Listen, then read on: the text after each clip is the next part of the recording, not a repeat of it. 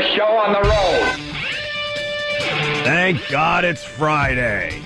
Friday! Friday. Wunderbar. Where is our Friday guy? We haven't played that in a while. I haven't heard him It's Friday! in years. It's Friday! Friday! It's Friday! You know what? New bit. I throw a lot of bits out there. Some don't work. A lot of them don't work. I understand that. Quantity. See what sticks. Yeah, but every once in a while you get radio gold. How about we look for the new Friday guy? Yeah? Yeah, listeners, you know, you could like put a little Friday thing together. Very dry, not a lot of production, just you acting like an idiot saying it's Friday.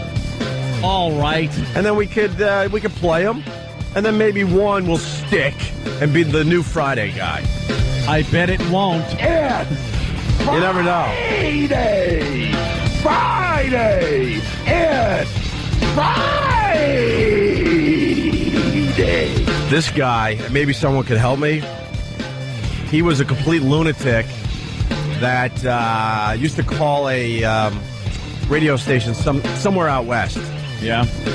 And that area couldn't get enough of the guy. And then they ended up bringing him in studio, and I think he started having his own show, but he was completely insane. And it's very hard to find tapes of this guy. Really? Yeah. That's all I know. I didn't know who it was. I don't know this man. I don't know where he comes from. Years ago, I had a couple shows that he was on, and wow, he would just spew the craziness. Well, good morning. Welcome to the Opie and Anthony Show. Danny, you want to take care of the Friday audio? If people want to try to be the new Friday guy? Sure. That sounds like a really fun job for me. That'll be exciting. Doesn't that sound great?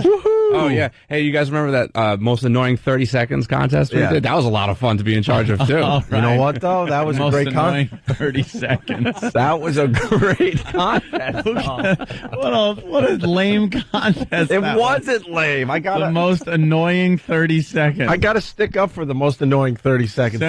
Do we still have that disc of the most annoying 30 seconds? I'm sure we could find it somewhere. See, the brilliant thing about that was that you didn't need to be a professional to do that. So anyone with a microphone and some kind of recording device could get in on this, and that was the great thing. So I just got, just bombarded with all these really great entries, and it was just a treat to go through them all and listen to. Well, the best part, we thought it would be really funny and stuff, and then we started realizing, wait, we're actually turning off listeners because it's so annoying. They can't even sit through it as for the goof. No, you have to turn the radio off. There was so much. So many people had entered that specific contest that I didn't know how I was going to listen to all these entries. Yeah. So I burned them to MP3. I filled up like 2 CDs with just MP3s, and I drove to Montauk and back listening to them. Listening to people making noises. So for anybody out of town, that's a good 2-hour drive there and then back. So one of many contests that we just gave up on because it was awful. Well, if you have noticed, we have contests. Yeah. And they just end. They go away. They just fade away. Yeah, because we never promise a prize or anything. We just have people send stuff in. We play it, and then it goes away. For the really old listeners, next week we're going to pick the WoW winner, finally. So that is the Naughty Nighty contest winner, finally? Yeah, things like that. Was it Naughty Nighty that we never... Yeah, I think... I thought it was the WoW one contest. died away. Well, what was the most recent? Pendulum. Well, Pendulum. Pendulum. It's like, all right. Well, it just kind of faded away. Yeah, Do we have other entries on the Pendulum contest? Yeah, I'm sure we do. I gotta go screen some more. That's how we roll. We just kind of, hey, here's a contest. And then we never announce a prize. E-Rock, do you got a disc of the most annoying 30 seconds? Yeah, I'm trying to. Yeah, because we'll play at least a few highlights from that wonderful idea we had. I know Jimmy had a great one. Yeah, with the. That was a good one, but I remember there was also one that someone had produced where it was kind of like a that sound that Jim does was like some kind of nature call, right? Some bird, and the guy That's was what I mean, yeah. the guy was doing it like as some kind of nature reporter. It was actually quite funny.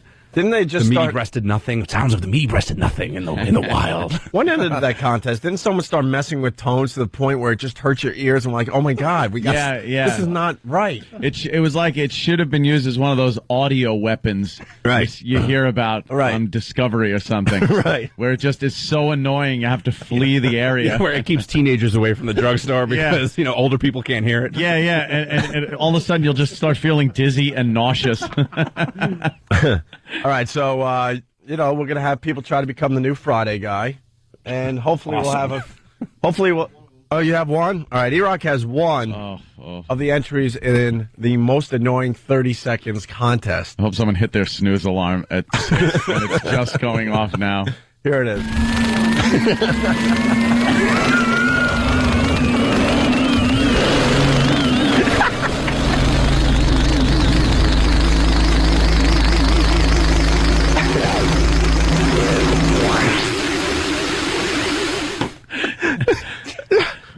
That was really annoying. It was awful. That's just a little taste. That thing went on for a while. Oh, a new sound slowly come into it, and it's really annoying. Remember one? Oh, yes, Mr. Rock. You got all right. One more. One more on the most example? annoying 30 seconds contest.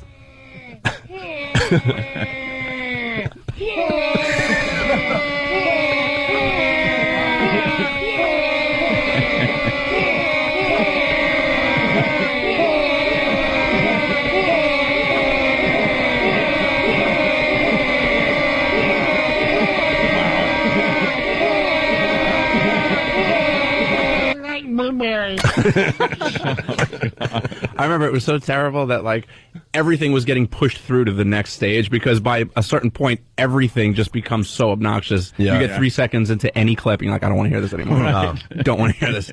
That's wonderful. All right, well, it's the Opie and Anthony Show. It's Friday. Got lots to do today. 877-212-ONA. Now, you see the picture of Obama looking all cool in the paper today? Going to the gym? Got a young president.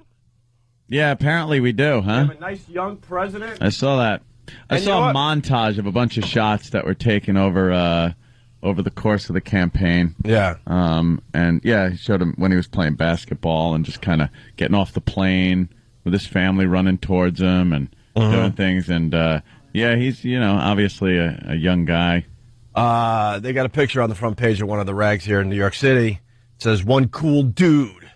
And what I like about him... Is that it, dude? He's a White Sox fan. I don't like the White Sox, but I respect the guy that could make a decision on a dumb sports team. Most politicians can't. Well, he's elected now, so. No, he was wearing the White Sox thing. Was he? Yeah, he was. I think he showed up at one of the playoff games with the White Sox hat. Remember, Hillary was pretty much changing hats depending on who was at bat. Just make a decision. I mean, people can respect that. Yeah, I mean, she was. You'll never hear anybody say, boy, that Hillary can sure stick to her guns. Mm-hmm. She's what they call wishy-washy. Yeah. She waffles. And I told Anna, between the radio show and planning for a wedding, I'm having a tough time finding time to go to the gym. And here's the guy, he just became president, and they got a picture of him leaving the gym after a great workout.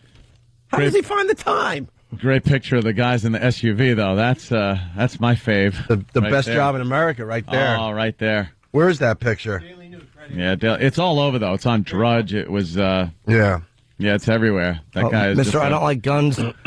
Boy, for a guy who doesn't like guns, Obama sure has a few big ones. Going with him everywhere.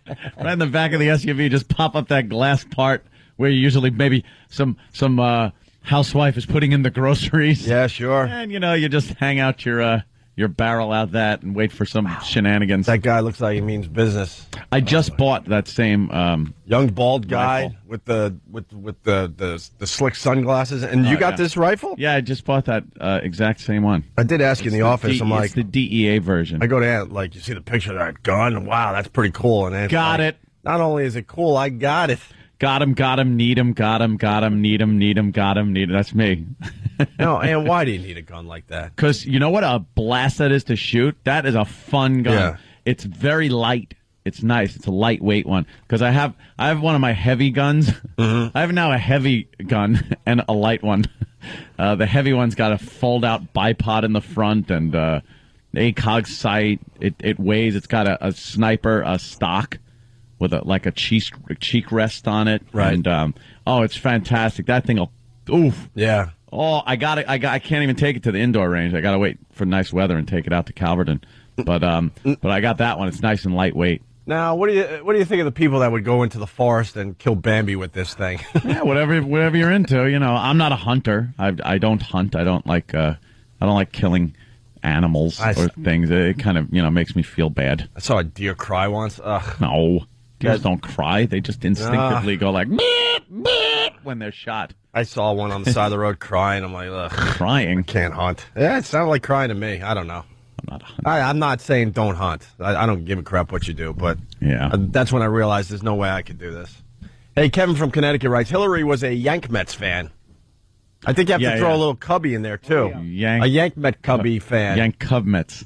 Yank Cub Mets? She's the Yank Cub Mets fan. Yeah. I mean, I understand the politicians, they don't want to make a lot of, they don't want to make a lot of decisions, especially during a campaign. But it's safe to just, say you like one team. Yeah. Yeah, I mean, at least do that for us, please. All right. I was watching, I was just spending some time with some videos and stuff last night online. Not much action at my house yesterday. There's a lot of construction going on. But I found this site that broadcasts live podcasts, video podcasts and stuff. And one of the top dogs on there is what's his name? It did Chocolate Rain. Oh, yeah. Yeah. He's got a podcast? He does, and it was live, so I'm watching it, and it's like a radio show that he wants to do. Oh, which one are you looking at? I already broke my foot because of that, Jimmy. About it. I got to get an x-ray later today. Page 12, page... Yeah, and I already sent an email to the big boss. Oh, is that not the cute little boss. I went all the way to the top. No, he's talking about a story in the paper that's next to that pain in the ass thing. I don't know what you mean. I'm just... All right. Well, different story. Yeah. We'll explain later. Yeah. He's got a podcast, and I'm just watching it, and it's him in a room with headphones on, taking phone calls. Yeah. And it really kind of makes you feel good when you come in and do a radio show on a daily basis, and it just feels like, you come in and talk. Mm-hmm. When you watch other people that absolutely have no capacity to do it. Right. I guess he figured since, he did the Chocolate Rain song that he could kind of branch out into other mediums like radio. Mm-hmm. It was horrific. I couldn't even listen as a goof. What was he talking about? Nothing. Really? Absolutely nothing. First of all, everybody is just, anyone that called in or typed stuff in was just going, sing. Yeah. Just sing and shut up. Yeah. And he's trying to take calls and get discussions started, and it was all dead air because he just had nothing to say. Right. So he'd sit there for these big delays of dead air, and then just say, okay. You think people just call in and go, do the bit, do the bit, do the bit, do the bit, do the bit. Because all they want to do, anyone that would tune in that podcast, they would probably hope that he would do Chocolate Rain for a second. Just do Chocolate Rain. Do the bit, do the bit, do the bit. People would call in and say they turn their head away from the phone so they can breathe. Yeah. All the little catchphrases that came up because of this guy. Sure. Hey, let me go to Chris in New York. A lot of people are wondering about something we were going to do yesterday. Yes, Chris. Oh. Hey, guys. How are you? You guys killed me yesterday. I know sometimes you run a little bit over 9. So I waited for the break, and I came back to K-Rock was playing Guns N' Roses' Patience. Yeah. So I decided to wait through that for Homeless Roulette, and it never came. We couldn't find the guy. Yeah. There's a lunatic out there. He's a homeless guy. He looks miserable, and we're not really sure if he's trying to be a tranny or something, but he wears very sloppy lipstick, and I decided I need to get a picture of him for Opie's Eye, and so I reached out my BlackBerry as I was handing him money, and I clicked. I was hoping I was going to get away with something. He realized I took his picture and just lost his ass, chased me down the street, just causing a major commotion as people in their business suits are trying to get to work. Yeah. So we decided, no, we shouldn't leave him alone. What we should do is do Homeless Roulette, and we were all going to go to him and take his picture at the same time. But it was raining yesterday in New York, so we couldn't find him. We're going to try again today, though. Sure. Yeah. All right, I'm looking forward to it, guys. All right. And by the way, we can't go past 9 anymore. Stupid us. We were trying to do the right thing and give a little extra radio, and it came down from upstairs that they demand that we end before 9 o'clock. Oh, that's good. When did that happen? That's like free radio. We're given, regular radio, but that ended too yesterday. When did that happen? Right? Stump Brain. It came down yesterday.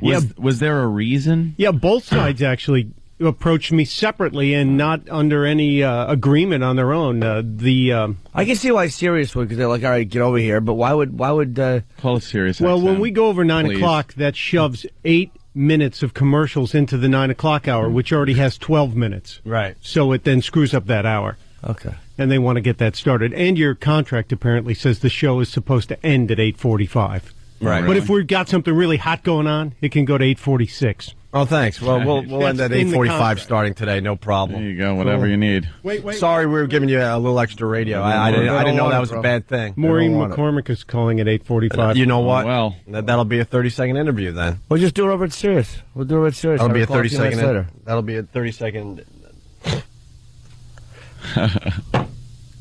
I'm a little disgusted.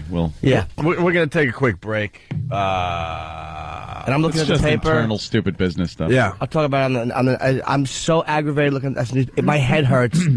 Saw that I story hate yesterday. the media so much. I hate these people, the way they report things. Saw that story yesterday, and wow. It is the complete opposite Yes. in both New York papers. Yeah.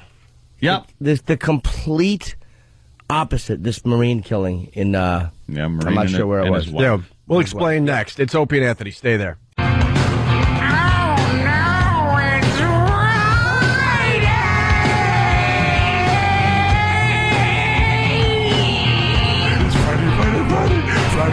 Friday's here. We're looking for the new Friday guy. Oh, I thought That's not it. I thought that was from the most annoying 30 seconds contest. No. Opie and Anthony, just a few things really fast. Obama holding his first news conference today at 2:30. Is that going to be on TV? I want to check that out. Of course it is, right? This was kind of interesting. Iranian president congratulates Obama. Of course he does. First time that happened since 1979 Islamic Revolution. Yeah. Of course. And there was two other things. I just want to remind people, our friend Sean William Scott is in a movie called Role Models. He was in earlier this week promoting it. It opens today. Take a peek if you're looking for a movie this weekend. It's supposed to be really, really funny. Getting, I think, 68% positive reviews on RottenTomatoes.com, so that's good news. That's not bad. And today in Back to the Future history, Anthony. Yes. I did not know this looking is at that. a very important week for Back to the Future fans. Well, it is. Marty, as Calvin Klein, goes to Hill Valley High School to try and get George and Lorraine together, but she has a crush on Marty instead of George. Yes. That's your Back to the Future history for today. Friday, November 7th, Yes. 1955. Yes. So what's going on? Something got Jimmy's goat. It's just the media. I know we harp on this, and people think that we're paranoid, but we harp on the race and the way the media reports things. Yeah. There was a white Marine, married to a beautiful black girl, and they lived in California, and they were assaulted, shot in the head. Well, she was sexually assaulted, probably by all four. Yeah. Raped, and one of them is charged with raping with an object. Yeah. And they kind of tortured this couple. Each one is saying the other three raped her, that I didn't do it. And then they talk to another guy, and he goes, no, it was the other three. Yeah. So it's the typical stuff that you watch on that show, First 48, where, they bring people in, interrogate them, and I watch that show and just go, oh, okay, here's the usual line where they all try to rat each other out, and it's despicable. And all four of these guys, I think all four of them were in the Corps. Yeah. They're 4 Marines. Yeah.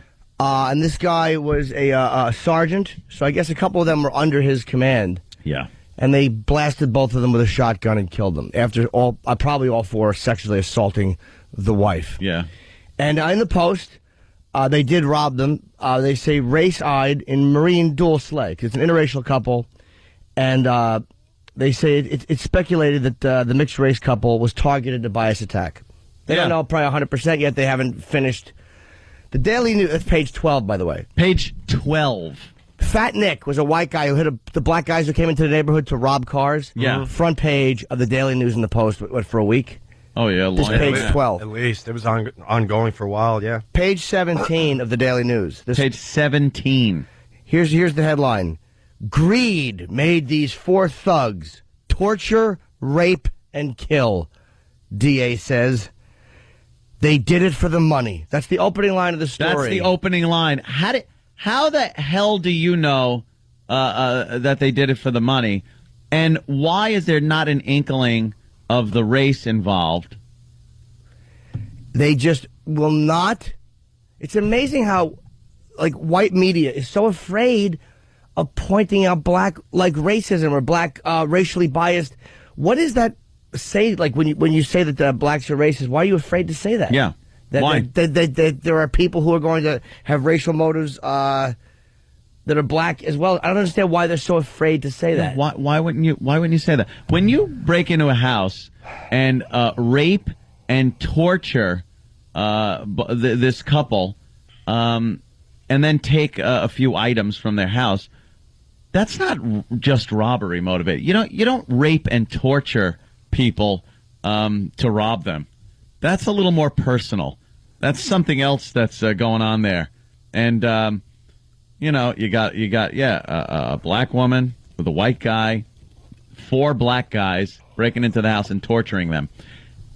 You think maybe it might be a little more than just robbery? It's amazing how the media, like, it really is insulting. It's like they give white people this really weird thought process, like we have this ability to rationalize and think and make awful decisions, and that blacks don't. It's almost like greed made them do it. Like these 4 guys just saw money and went, oh, and ran in to get money, and then happened to torture and rape and murder. It's like they can't see that there's a bias there, too, that they were maybe disgusted about this interracial couple and targeted them. I'll show them the bias. Reverse the race of everybody in that story. Make it 4 white guys. Make it a white girl and a black sergeant. And the same exact crime happens. Front page news. Every paper in the country. It would be. I guarantee you. And a few marches. Yeah. A few outrage. We're sharp then. We need investigations. We're going to look into this. Oh my God, it's a hate crime. It wouldn't be we're investigating if it might be a bias crime. Hate crime strikes California. It would just be absolutely. They wouldn't say greed made them do it. No. They did it for the money. That's the excusing guilty media. Like that's the first line in that article. It's almost ham-handed the way they tried to feed, like, hey, it was greed. Don't try to say it was racially motivated. What, are you afraid that as white people, that's our greatest fear? That we're going to be broken, our house is going to be broken into by 4 black guys? Is that what you're afraid that's our greatest fear? You just can't say it? Well, but I mean, is that why the media won't report it? Because that's everybody's greatest fear. CNN had the story last night. Crotch Critter, what's up? Hey, Opie. Last night I was listening to CNN headline news, and they actually made a point of talking about that it wasn't a factor that 3 black men broke in, raped a black woman, and killed them. Right. 4 black men because she was married to a white. Of course, CNN did. Of course, they did. They made a point of that. How did they present that and not come off as completely ridiculous? Oh, what they did was, I mean, they made a point of pointing out that race was not a factor. This is not a factor. Of course, a bunch of. I say it time and time again, but there is something in white people that thinks that there is an intelligence that goes with racially motivated crimes that they don't credit blacks with. It is mind-boggling how they will not just point out bias when it happens the other way too. How do they know it's not a factor? These guys are just confessing now. Yeah, there's not enough info. Exactly. They're just getting to it now. But they've already made the decision. Not a factor. In the press. Not a factor. No hate crime here. Yeah, I haven't heard from anybody else to any other people that maybe these 4 have spoken to. Maybe was there any animosity in the barracks about this sergeant being recently married to a black woman? Like, well, let me hear from those people and make a decision before I would listen to these rag papers and CNN as to whether this is a racially motivated crime. It's disgusting. The Daily News is really bad with that. Like, at least the Post said race-eyed in Marine. Yeah, a lot, it's like it is. They think that white hillbillies are the only ones that don't like interracial couples sometimes. Yeah. They catch a lot. My buddy was involved with a black girl for many years, and he said that the most crap he's white. He said the most crap they got was from black guys. Of course. More than white guys, they caught crap from black guys. Right. But yelling at the chick as they're walking down the street. Of course. What you doing, baby? What you doing, my sister? Doing, baby? What? Yeah. But why are the black guys allowed to go out with the white girls with the big butts and the bleached blonde hair? Yeah, it's don't say anything about that. But it's like say anything. It's known that there's plenty of white people that don't like that either. Like, but at least that's known. Yeah. Let's say hi to Charlie in New York. Charlie. Yeah, listen. Why don't you guys stop complaining like a bunch of old ladies? Call them out on it. Call the Daily News. Call the byline editor. Dude, I'll tell you why. Ask them why. Hold on, I'll tell you why. Why? I'll tell you why. Because they don't get on the phone. Like, the way to complain. Have one of those. Can I finish the explanation? On the phone all day trying to get an answer. I'm telling you right now, because talking like this, they find out you're talking about them. You think the papers don't know that we're talking? Of course they do. We're in New York. They're both in New York. You get a lot farther this way than you do just calling somebody anonymously. I don't know. I think if you stayed on the phone all morning long, you'd get somebody. Not really. No, you wouldn't. This is being on the phone. This is a giant telephone that goes out to a lot of people. And Charlie, what you don't hear on the radio show, behind the scenes, we are trying to get these people on. And they won't come on. They're not going to come on and say, well, here's why we reported it as a non-racial thing. Do you really think we've never tried to get these people on? Would you like us to do that on the radio show? Maybe just sit here for 4 hours making phone calls just so you guys know we're trying to get them on the phone? We are trying, and we always do, but like Jim said, most times they don't come on. They don't come on the phone. The only one that came on was Richard Huff. And that wasn't about something like that. No, I know. It wasn't that... Well, why don't you give him a call and find out why somebody over there can't answer your question? All right, Charlie. That's for you, a good idea. We'll make a phone call. I don't like Charlie's for real, snippy attitude, but let's try Richard Huff. Iowa looks like. Mike, how are you? Hey, not too bad. All right. I used to live with a black woman, and the racial pressure that she got from the women in her church was unbelievable. It was just, we went to a Christmas program that her granddaughters were in, and I was totally out of place. But when she went to church after that, they literally came within an inch of physically attacking her. I mean, just started yelling at her and screaming at her. Stood up during the service and pointed her out. I mean, it was just horrific. It's so weird. It's almost like there are like white people that like to deny that there are black people that don't like you. Like, they're almost afraid to admit. They're so like, I'm the white person who's good. They're so afraid to admit that, like, yeah, there's blacks that hate me too. Yeah. Just like there's plenty of whites that hate black. They're just so afraid to admit that side of it. And Mike, it says on the line that she broke up. She couldn't handle the relationship anymore because of the pressure. Pretty much, yeah. It was getting to the point she didn't. She actually ended up leaving the community because of it. Wow. All right, my friend. Thank you. Let's go to Dan in Tennessee. Dan, how are you? Hey, how you doing, guys? Good. Great shows lately, man. I'm really loving it. I'll go after yourself. I've got a little bit of a bone to pick with Jimmy lately. He's avoiding the word liberal media because I think he's gone a little bit on the liberal No. I'll tell you why, dude. You're right. It's almost because I honestly just don't want to sound like a broken record, liberal media, because it almost becomes then just this caricature of the same phrase, like, oh, liberal media. Call it what it is, though. You know what? You can't say white media because Fox News covered a story where 2 white girls were jumped by 15 black people in California, and the liberal white media, CNN, MSNBC, not even covered at all. You know what? You're right. I'll accept that criticism. It is about the liberal media. The only reason haven't been saying it is not because of my views. It is because I'm afraid to trash liberals. It is simply because I've said that so many times, and it's like, all right, I feel like we're going over a similar storyline. But you're right. It is liberal media. You're a little bit more under a microscope for a month because we're listening to and we're evaluating you guys from time to time. But you did bashed Christians the other day and defended the Black Panthers. So you got to kind of, you know. Well, I didn't really defend the Black Panthers. It was only about the perception of that video. No, dude, I'm telling you, no. Anthony called you on it even. He said, you're delusional. You're defending the Black Panthers. But I really wasn't. I was only talking about the one video. It wasn't about defending the Black Panthers. Yeah. All right. By the way, I think Anthony called you on it. By the way, me and Jimmy had a discussion about it on the air. That's what we do. Yeah. But I read a few message board posts, Jimmy, and we both got pretty ripped apart on that one. I think you got a little more abuse than I did. I'm sure I did. But I was reading. I'm like, I was catching some crap about how it's just yelling Anthony now. How he just yells about, this, that, and Jimmy had a great point about how it was the two Black Panthers that were standing in front of a polling place.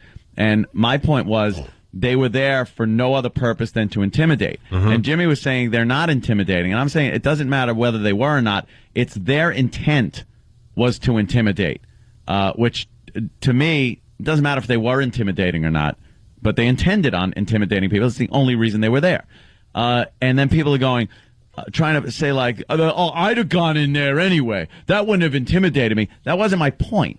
My point was that that's what they were doing. Regardless if you walk right up to them, punch them both in the mouth and walk in, Chuck Norris. Regardless if you were threatened or not. Yeah. Right. That wasn't my point, whether you're going to be threatened on an individual basis, whether you're going to be the hero and walk through them, whatever. The fact was that they were there to intimidate. And if I was wrong about that, okay. Like, you know what I mean? I'm not so invested, in being correct about that, because if I was wrong about those Black Panthers there to be intimidating and just to be two douches who were trying to frighten people off, then I was wrong about it. I mean, I don't bat 1,000. There you go. Let's go to Jay in Ohio. I don't know why I said that like people thought I did. I thought you did. You were waiting for us to go, no, you really do. What a fool I am. I'm like there are people out there going, you couldn't be wrong. You're hoping for someone to say, no, Jimmy, actually, you're right most of the time. I don't know, if I was wrong, I was wrong. Jay in Ohio, you're on the Opie and Anthony show. How are you, buddy? Hey, what's up? What's up? I'm a black man. I dated a lot of white women, and I have a problem with the black community trying to accept me because I date white women, or I do what they consider quote-unquote white things because I like to drag race, or I like country music, and I wear cowboy boots. Something to get them. Do what you need to do. If they don't like it, just keep on doing it. It's the only way we can actually bring down these racial barriers, like how we're talking about it right here, getting it out. But if you have a problem with it, you get everybody else. God bless you guys that, date a white or a black woman, because I'll tell you, because relationships are hard enough when you're of the same race and you might live in different areas and stuff and trying to get everyone to get along. I can't imagine how tough that is. Well, at least you're going on common bond. You're going. People hate you. but that's but that's what I'm saying. I mean, you go. You're always going to their house for Thanksgiving, then they come to your house for Christmas, and it's like I said, it's tough enough if you're of the same race. Or Kwanzaa. Right. All of a sudden, you're a white guy, and you're like, what? I gotta go to Kwanzaa. You're a white guy doing the right thing, and you go to her house for Kwanzaa. How does that work in the end? God bless you guys for giving it a shot. Let's say hi to Zach. How are you, Zach? Hey, hi guys. How you doing? Good. Listen, my girl, she's black. I get it all the time, especially in the summer when we're at the Riviera of the Bronx, Orchard Beach. We, you have these black guys come over. Hey, baby. That guy's too much for you. One day I go, well, yeah, that's why you're hanging out with girls. My girl, these guys started pounding on me. I had to, my girl had to, diffuse the situation. She's a cop and, had to pull out her piece, and it's a lot of bull, Right. All right. Yeah, and anyway, listen, punching out. I want to go listen to myself now. Ciao. Apparently. He's honest. Thanks, Mike. LA Times, San Diego, Union Tribune, FoxNews.com, no mention of race or greed. Of course Post is the only one that even looked at that. Gee, that might be a motive. Right. It's so silly. Yeah. All right, 877-212-ONA. Don't forget about ONARadio.com. You got Stephen S. from Bayshore doing the show rundown, and you got, all the videos and visual stuff that we talk about on this show up there for you to check out, okay? I watched that video, the Jimmy the Ghost Hunter. It's great, isn't it? Yeah. Oh, Ted the Ghost Hunter? Seen it. Ted the Ghost Hunter. Oh, my God. By Coke Logic. When you start going off about the dead child and doing the chicken dance in front of the little casket. That part of the animation had me crying. I was laughing so goddamn hard. It's so unnecessarily brutal. I remember that part of it, and I'm like, there was no reason to throw that in. None. But I was crying from laughing so hard. It's right up there on OandARadio.com. Ted the Ghost Hunter, the animation. It's amazing. It might be one of his best ones. I like how he kept Jimmy in the scene, too. Yeah. And Ted is a totally different person. Oh, yeah, that's the beauty of it. So. All right, we're going to take a quick break. The election is it's pretty much in the rearview mirror at this point. We're going to cycle into some other stuff next week on the Opie and Anthony Show. It's been a heavy political show lately, which we like. You know, we have many different looks on this radio show. Talk about whatever everybody else is talking about, and that's the top story. So. But we're going to give this a try. We're doing a little I Will Remember You, election 2008. Oh. It's a theme we do on this show from time to time, so let's see if this works or not. If it doesn't, we'll yank it right off the air and just hit a spot. Opie and Anthony. Tonight, I have a privilege given few Americans. The privilege of accepting our party's nomination for President of the United States. With profound gratitude and great humility, I accept your nomination for presidency of the United States. I'm going to fight for my cause every day as your president. I'm going to fight to make sure every American has every reason to thank God as I thank him, that I'm an American, a proud citizen of the greatest country on earth. And with hard work, strong faith, and a little courage, great things are always within our reach. This is our time, 100 years after the NAACP is founded, that we are going to lead this nation into a more unified, more prosperous future. That not only will we help close the responsibility deficit in this country, not only will we help achieve social justice and economic justice for all, but I'll come back to you next year on that anniversary, and I will stand before you as President of the United States of America. You and I together will confront the $10 trillion debt that the federal government has run up and balance the federal budget by the end of my term in office.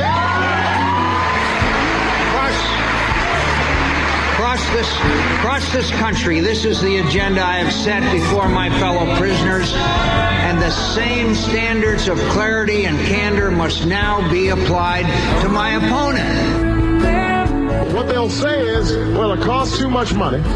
But you know what? It would cost about the same as what we would spend over the course of 10 years. It would cost what it would cost us. All right. Okay. It would cost us about the same as it would cost for about. Hold on one second. I can't hear myself. Senator Obama's supporters have been saying some pretty nasty things about Western Pennsylvania lately. And you know, I couldn't agree with them more. Everybody knows that it makes no sense that you send a kid to the emergency room, they end up taking up a hospital bed.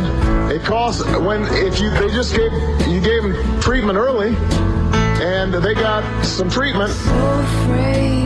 I'm losing my mind. You're a buzzkill, man. We're all feeling this excitement in the air today. Excitement? It's an exciting thing for this country. Yeah. Oh, it's exciting, all right. Oh, it's going to be exciting. Why are you wrecking our buzz? Little hope. Enough for the hope. What's wrong with hope? Stop. And CNN can now project that Barack Obama, 47 years old, will become the president-elect of the United States. This country isn't about helping the poor, you dumb son of a bitch. You're an idiot. Get your Obama scratch-off ticket. Go get it. Barack Obama is projected to be the next president of the United States of America. Shut up. Shut up. Shut up! Shut up! Shut up! At 11 o'clock at night, Eastern Standard Time, the President of the United States is Barack Obama. Shut up! Shut up! Shut up! Shut up! We here at New York One are calling the race for President Barack Obama. Shut up! Shut up! CBS projects that Senator Barack Obama of Illinois will be the next president of the United States. Shut up! Shut up! Shut up! The United States has elected its first black president and done so soundly. Barack Obama will be going to the White House. If there is anyone out there who still doubts that America is a place where all things are possible, who still questions the power of our democracy, tonight is your answer.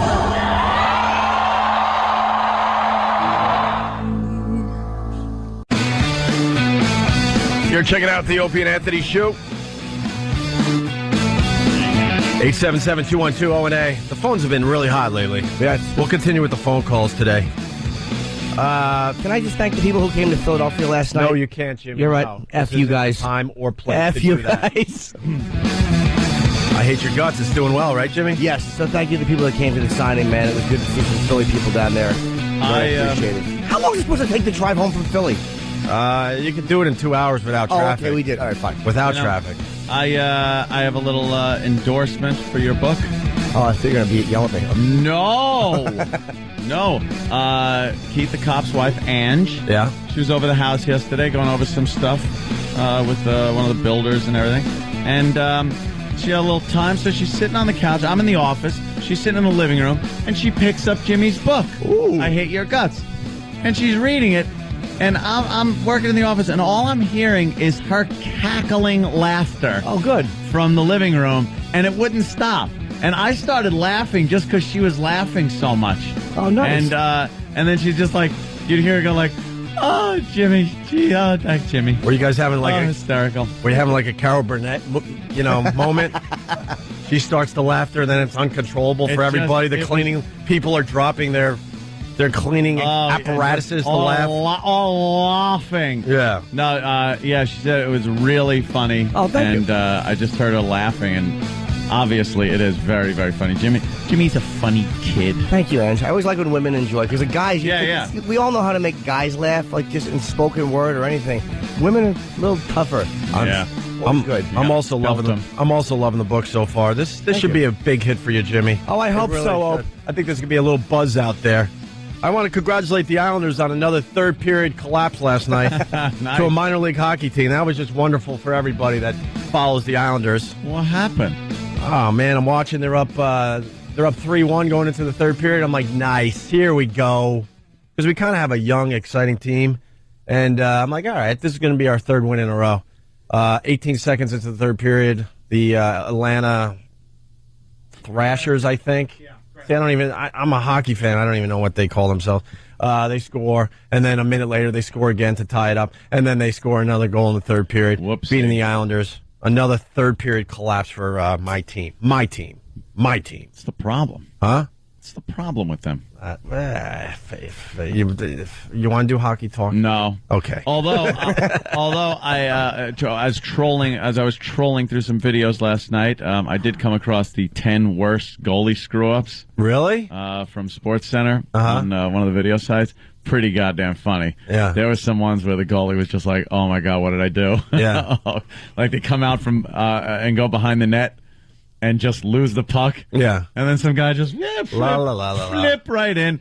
And then another one from across the friggin' ice. Right. Just from one end to the other. And it's a slow little rolling, but the puck is kind of jumping a little. A little bounce. Yeah, bounce. Just right past him. There's one where a goalie scored. Yeah. Is that the one? And no one's around him. I forgot who it was, but a goalie scored just kicked it in with his leg. Just kind of clearing the puck all the way down ice. Clear the puck. And I believe the other goalie was still in net. Yeah. This wasn't even an open netter. It wasn't an open net? I believe.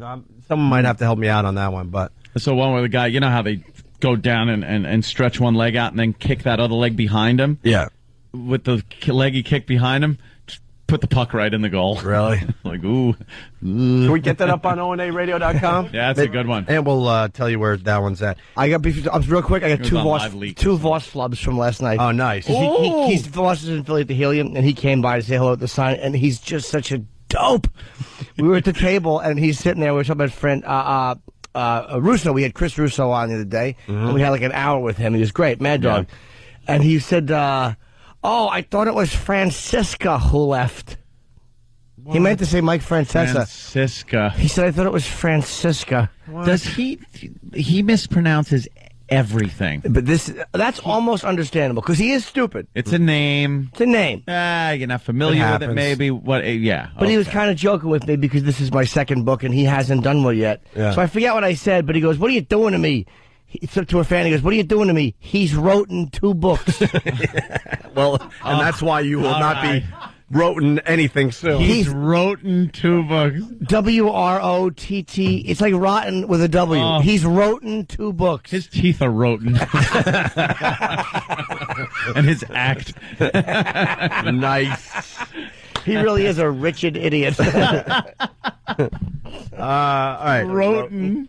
We got a couple things here. We got a lot of really cool, fun stories today, but maybe we'll do the Sarah Palin thing, get it out of the way, and move on from politics a little bit today. Yes. Now that the election's over, everyone's admitting that she was not liked in the McCain camp. No, they're all. That's great. They're all leaking now. They're all leaking. That's wonderful. Yeah. How scary is that? Let's say we elect McCain, and then this comes out like, yeah, we all know she's a dummy. They should have just got rid of her and brought someone else in. Absolutely. If they didn't think she was the right person for the job. That's scary if you think about it. They lost, so anyway. Maybe they're saying the same thing about Biden, and it happened. Well, they did shut him up. Right. They shut him up at the end of that campaign, boy. Woof. Yeah. Well, here's what Fox News is saying. Well, I wish I could have told you back at the time, but all of it was put off the record until after the election. There was... I hate this. So this reporter, I don't know who it is. Do we know Carl Cameron. Who is it? Carl Cameron. All right.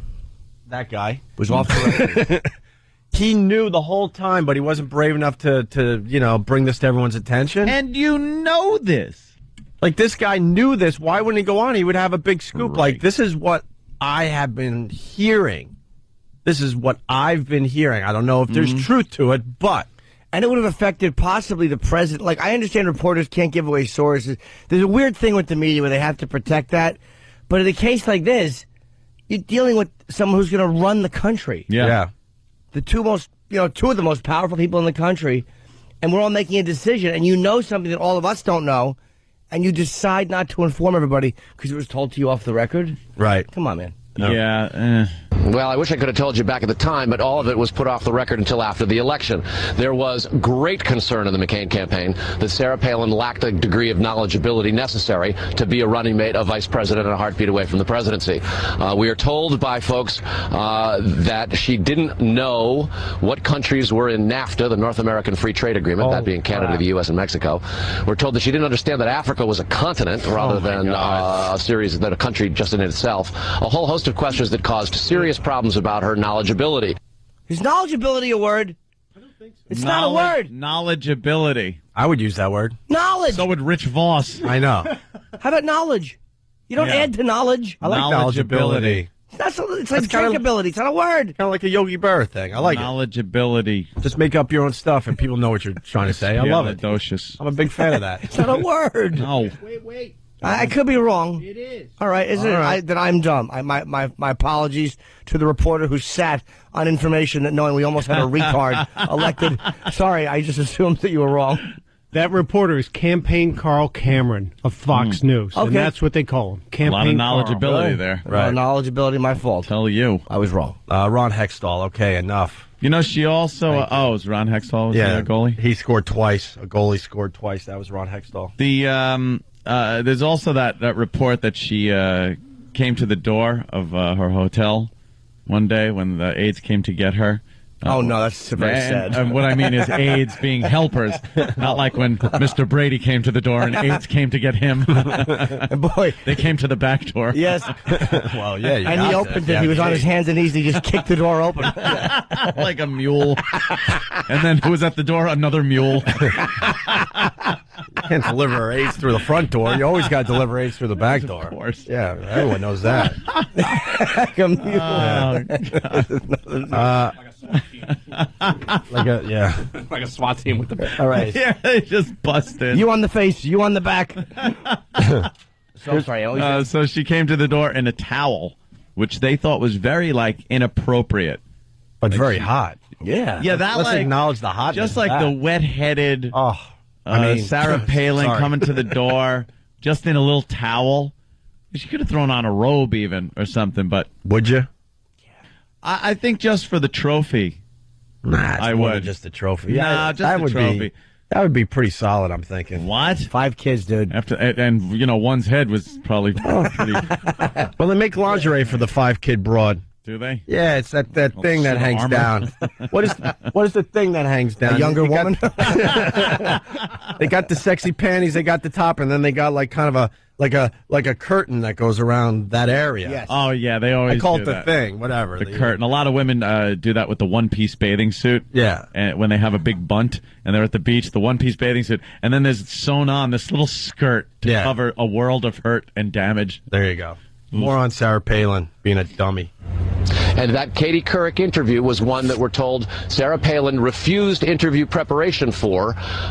They predicted many of the questions. She simply didn't take the time necessary, they thought, to deal with it. Now, McCain campaign critics of Sarah Palin point out that the questions that Katie Couric asked, in their view, were not out of bounds. They thought they were fair. The presentation of it in the news content they thought was snarky, but the fact that she wasn't able to answer the questions was more telling. Her lack of answers was more telling than the questions themselves. Where are these people saying, hey, forget perception, we got a dumbbell who's not qualified, we made a mistake? It's so, politics are awful. That's why why I'm bored with live TV and stuff, because nothing ever happens, because they all play it safe. This guy had some really good knowledge. He should have been on TV with this. You know what, though? Now I'll deal with the controversy and deal with the hits you might take. I'll play the devil's advocate. They would fire because it was on Fox no, a Republican network. Look how much flack the liberal media is taking, and justifiably so, for bashing McCain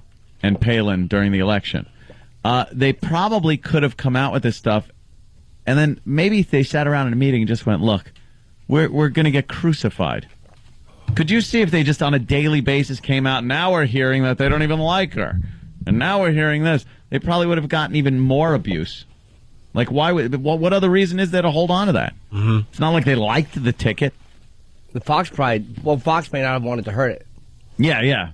But why wasn't CNN all over it? Yeah, because they all had the knowledge. Nah, I bet you they all had the knowledge. They all are in cahoots. Like the Los Angeles Times didn't go with that videotape. I think they didn't want to hurt Obama. Yeah, they didn't. But if you're going to go so far as to not hurt Obama, why wouldn't you then report a story that her staff hates her?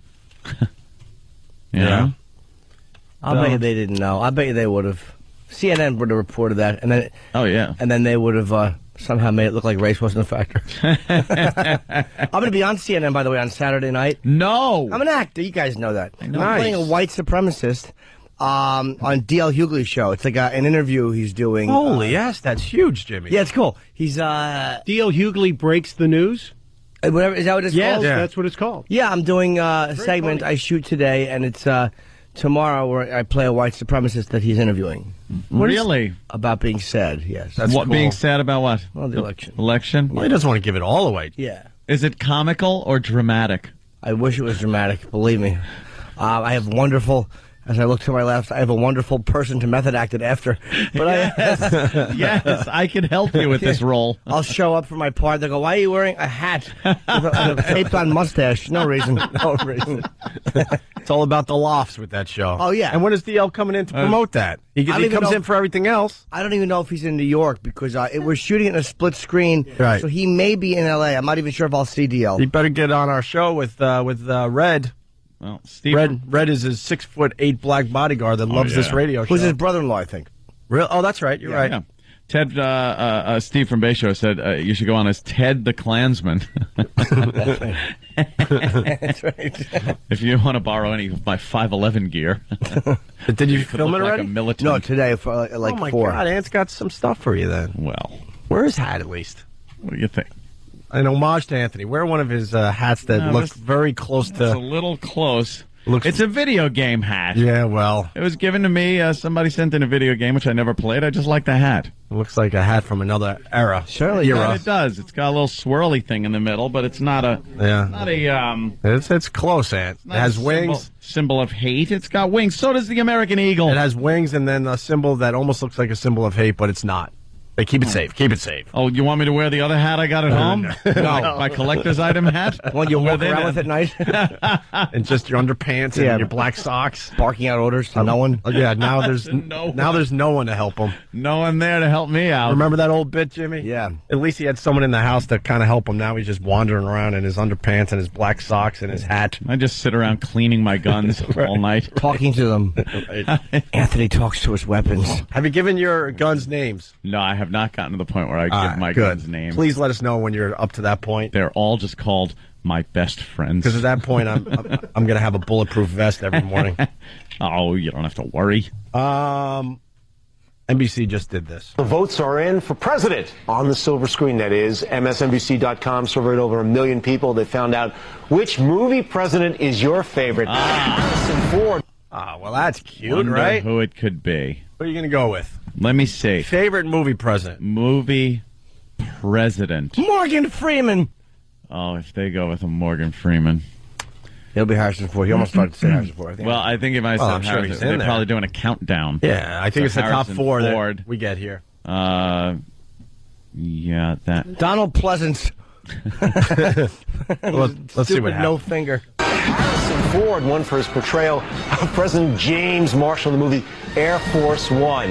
He leads today's top 4 favorite movie presidents, that is. Second, Morgan Freeman, best voice in movies, in the movie Deep Impact. Third is Michael Douglas in The American President. Remember, he was the single president there. And then fourth, Bill Pullman in the action hit Independence Day. What? What did they post? It was terrible in that. They talked to retarded people about this? This was awful. Horrible. Remember Harrison Ford jumping out of Air Force One from the back of the plane? It Yeah. stunk. Like, what? How is that ever going to... the president. I know it's a movie and we're supposed to kind of leave all reality behind us, but stop. And then Independence Day. I'm a pilot. Right. I belong in the air. Right. Like that. Imagine Obama, look, this is something I got to do. Yeah, that'll happen in real life. I'm a pilot. Yeah.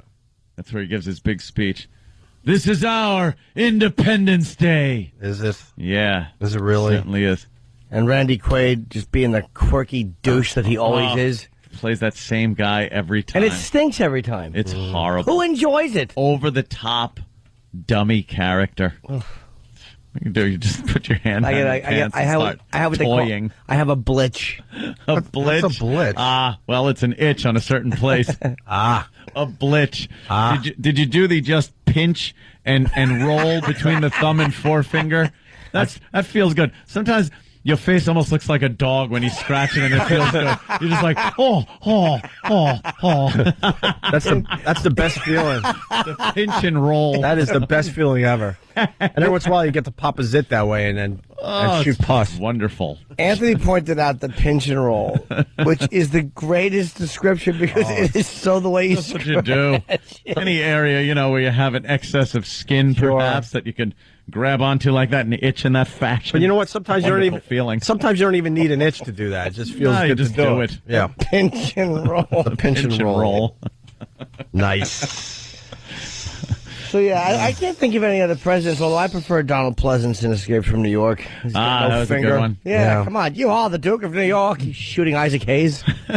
I didn't know it was only fictitious presidents. I thought they were going to go with people that have played presidents because I think in Nixon. Mm-hmm. Oh, yeah, that's where they should have went. That was good. Sure. Well, how about Kennedy? Hannibal Lecter playing Nixon was good.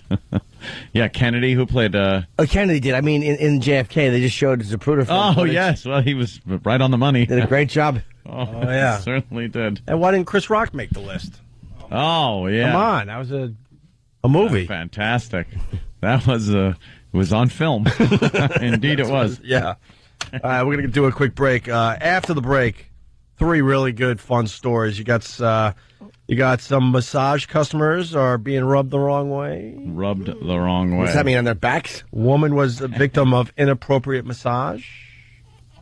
What a rat. And then you got Dominicans lost at sea eating a dead person to survive.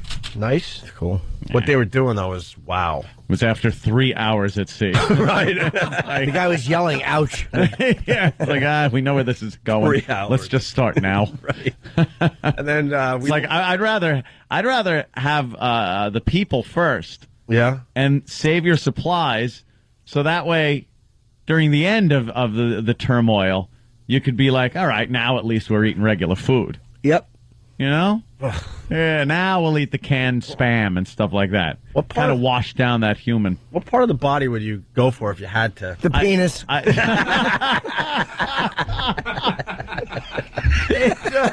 Finally, I get to do this, and no one's going to call me gay. Oh, Jesus. The guy's completely healthy and alive. Right. What do you mean you don't want to share? Can't help it. He's an Asian guy. I don't think you go with eating it right off the bat. I think you do a little Fun Dip first. If you can get some nutrition from Fun Dip, can't you? If you have Fun Dip on the boat. If you don't, you got to do it without the Fun Dip. Well, that's what I'm getting at, sure. If you read Alive, they started out with the buttocks. They took a couple of slices out of the buttocks, which were about the size of a matchstick, they said, and wrapped it in snow, put it in their mouth, and just swallowed it whole like that, like a pill. Oh, so that they didn't have to chew it, didn't have to do anything. It just went in and started being digested. So there's nutrients of some sort. Yeah, so you're getting some kind of nutrition without having to sit there and chew. The logic is mind-boggling, because I'm sitting there like you're going to have to chew and save, and enjoy it. No, you would actually come up with a way where you wouldn't even taste the crap. But then after a while, they got to the point where they kept them away from the plane a little bit, buried in the snow to keep them fresh. And after a while, they would just nonchalantly have a leg over their shoulder and walk back and cut off big slabs and just start eating it. Cook it, right? Yeah, at first they were all very disgusted with it. But after a while, it was just like, hey, here we go. Let me just bring this leg back with me. I read that book a really long time ago. So did I. So how much of the bodies with me? How much of the bodies did they end up eating? They ate everything except for the genitals and the anus. Come on. That's what they said. The face, too, but it's probably not on the face. Probably not the face either. Yeah. But, there's not really much meat on the face. Take a bite out of a cheek. I'll bet you there's a pile of genitals, though, just in case. A scallop in the cheek. Yeah, but it was just, they didn't eat the naughty bits. You don't know until you're in that situation, but I think I would just, go for it. I would just not eat. I would just try to find something. I would just leave and hope for the best. They did. They tried. I know they were stuck on the top of a mountain. I know the story, a couple of times. The one part that was really amazing in that book is when a couple of guys venture out and they found another part of the plane, and they found a coffee jar that only had coffee dust in it, and they put the snow in there and melted it, and said drinking that was like paradise. They were at the point where they were just eating snow and people, and then to have the taste of coffee like that was. That's got. And the description in the book was amazing. You think this guy was drinking the finest wine ever on Earth, but yeah. How long were they stranded for? I don't remember.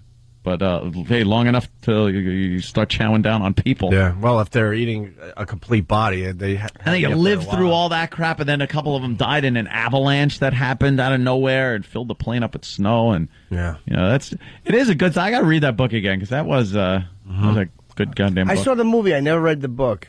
But I would like to now because probably a lot more details about them slicing off ass skin. Well, yeah, once I get done with "I Hate Your Guts," right, by Jim Norton, and that's also a chapter in Alive. One person was eating and decided he didn't find it very tasty. No. And Alive is a chapter, and I Hate Your Guts because it's about eating people. Get it? We tied that in nicely, didn't we? I understand. 2 bullets you just pierced both our heads for no reason. 1 and 2. We're heading toward a break, but we don't want to lose Ryan. She's a girl. She's a cutter. She has eaten pieces of herself. All right. Ryan. Wow, you sound like a cutter. What's up, Ryan? Little self-cannibalism? Yes. Why? Any reason? And I've actually bitten myself. You've bitten flesh off yourself? Yeah. Like how big a piece? Not big. Not big, but was it enough to chew, or did you just swallow Yeah. it? Like, because No, people swallow bite their cuticles and swallow it. That's not quite cannibalism. But have you bled from it? Yes. Oh, okay, that's meat. See, I'm a big fan of scabs, so I would probably Hate cut the myself and let it scab up, and then I would eat myself. To I survive. hate the scab. Why are you so mad at yourself? Yeah, Ryan. Why? Yeah. Yeah, why do you do this? I don't know. Oh. Well, how old are Are you? you going to get into all... why? Well, yeah, of course. No. You're calling and saying you bite flesh and eat your own flesh. No, it was only... I just bit myself, and that was it. And you ate it? Was it good? It was like... Here it's salty. Jimmy. They say people You've taste never like bitten pork. it inside of your mouth? People, Yes. Yeah, you kind of bite your lip a little bit. That's delicious. Far from cannibalism. How much attention do you need? This is exactly the type of person I hate. Oh, God. She's gonna eat a part of ham now. Whatever. How much attention do you need? People taste like salty pork. Well, Ryan cut herself a little That's what too they say. deep again. She's in the hospital. All right. I'll get up. Go to the hospital. Give her some attention. Oh, God, do I hate people like this. You're screwy asshole anyway. Ugh. Well, hold on now, Ryan. Let's not judge Ryan. Maybe she's got a valid reason. Yeah, does she? What was going on when you bit and ate a little bit of your own skin? Yeah. Answer? She worries everybody Well, around her. What's the matter? You got to speak up. Are your mouth full? Yes. Don't put your foot in your mouth. So why, Ryan? Why what? I don't know. Why do you think that the Jets are going to win the division this year? Why were you eating yourself? What was going on in your life?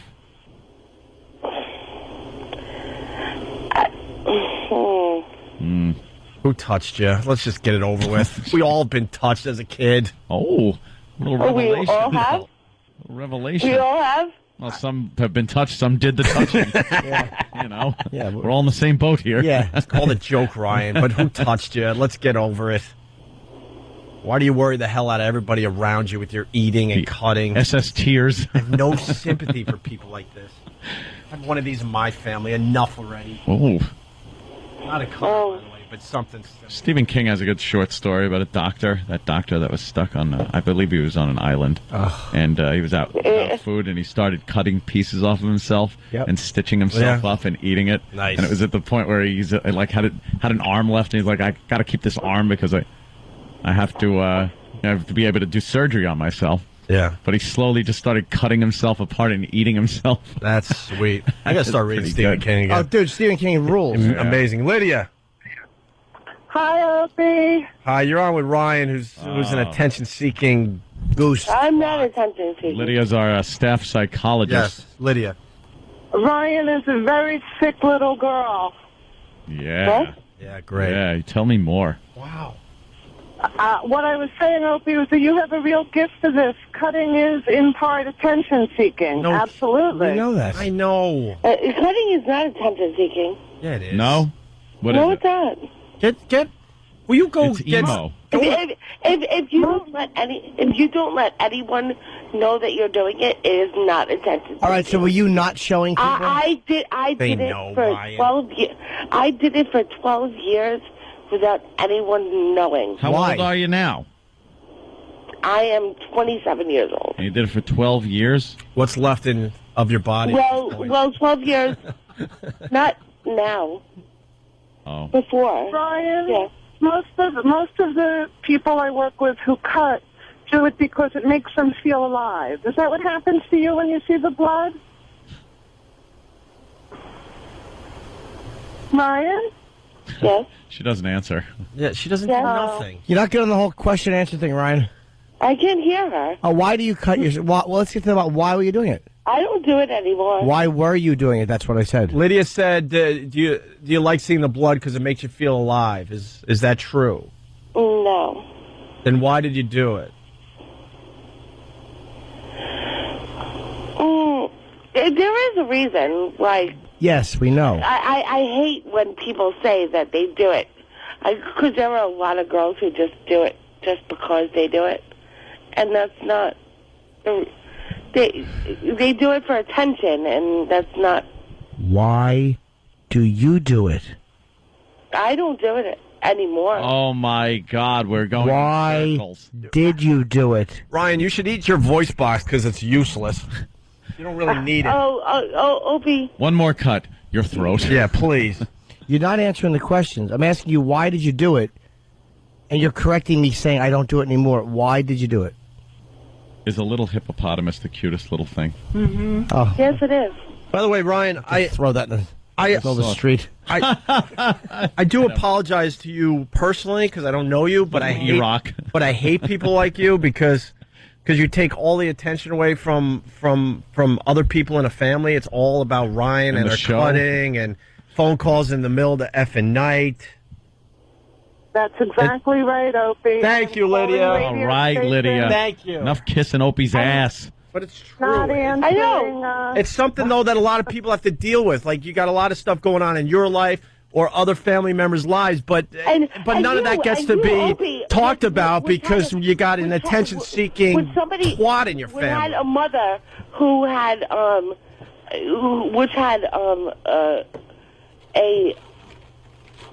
a horrible thing in their lives with your mother, Opie, and you're telling somebody that, oh, wait, you're doing something retarded.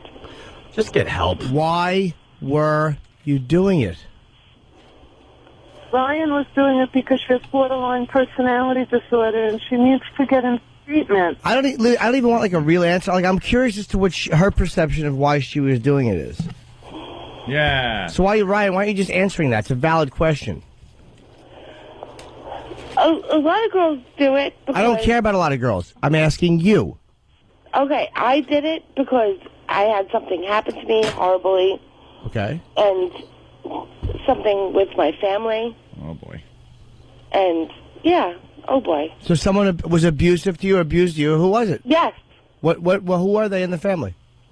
No, I'm not going into this. Uncle Paul. Why won't you go into it? Yes, Uncle Paul. Come here, Ryan. Shut up, asshole. Whoa. Oh, she doesn't like the Uncle Paul. Hey, what's the matter, kiddo? I want to talk to you about something. Where's your homework? Oh, my God. So why won't you... Look, you called the show to say that you were... You're trying to give little bits and pieces of information. Why? We don't know who you are. We don't even know if that's your real name. So why won't you just say, was it your dad or a brother? It wasn't a dad or a brother. Okay, so would it be an uncle or a cousin? Uncle. No, it was her mom. All right, you just jump in. Uncle. I vote uncle. I vote we hang up. Yeah. Hey, Ryan, what drugs are you on, by the way? You got some kind of drug thing happening this morning, too. Yes. What? You got some kind of pill thing happening as well, looks like. Well, pretty much. All right, Ryan, thanks for calling the show. I don't really know what the purpose was because you're not really giving us anything. Then why'd you ask? What? No one asked. You just called. Then why'd you answer the phone call? We don't have your number. We didn't call you. You called us. Exactly. So what's your point? You asked me. This is what proves that... Ryan likes Oh, to have right. All right. teased out. You are an attention whore because you call the show for some attention, and then we're asking you valid questions, and you're like, I don't want to say... No, I said that I had done... Yeah, you bit and ate. You didn't have to answer. That's not a reason. That doesn't explain... Because we answered doesn't explain why you called and gave nothing. No, I called. You gave nothing. You gave the attention-seeking part. I chewed my flesh and swallowed it. Something happened. Who did it? I don't want to say. We don't even know these people. I think what happened, she didn't get the reaction she was hoping for when she said that. I'm going to sit here and give you the answer. Yeah. I'm going to sit here and just say... Yeah, why not? You called our show. Yes. You reached out for more attention. I was abused.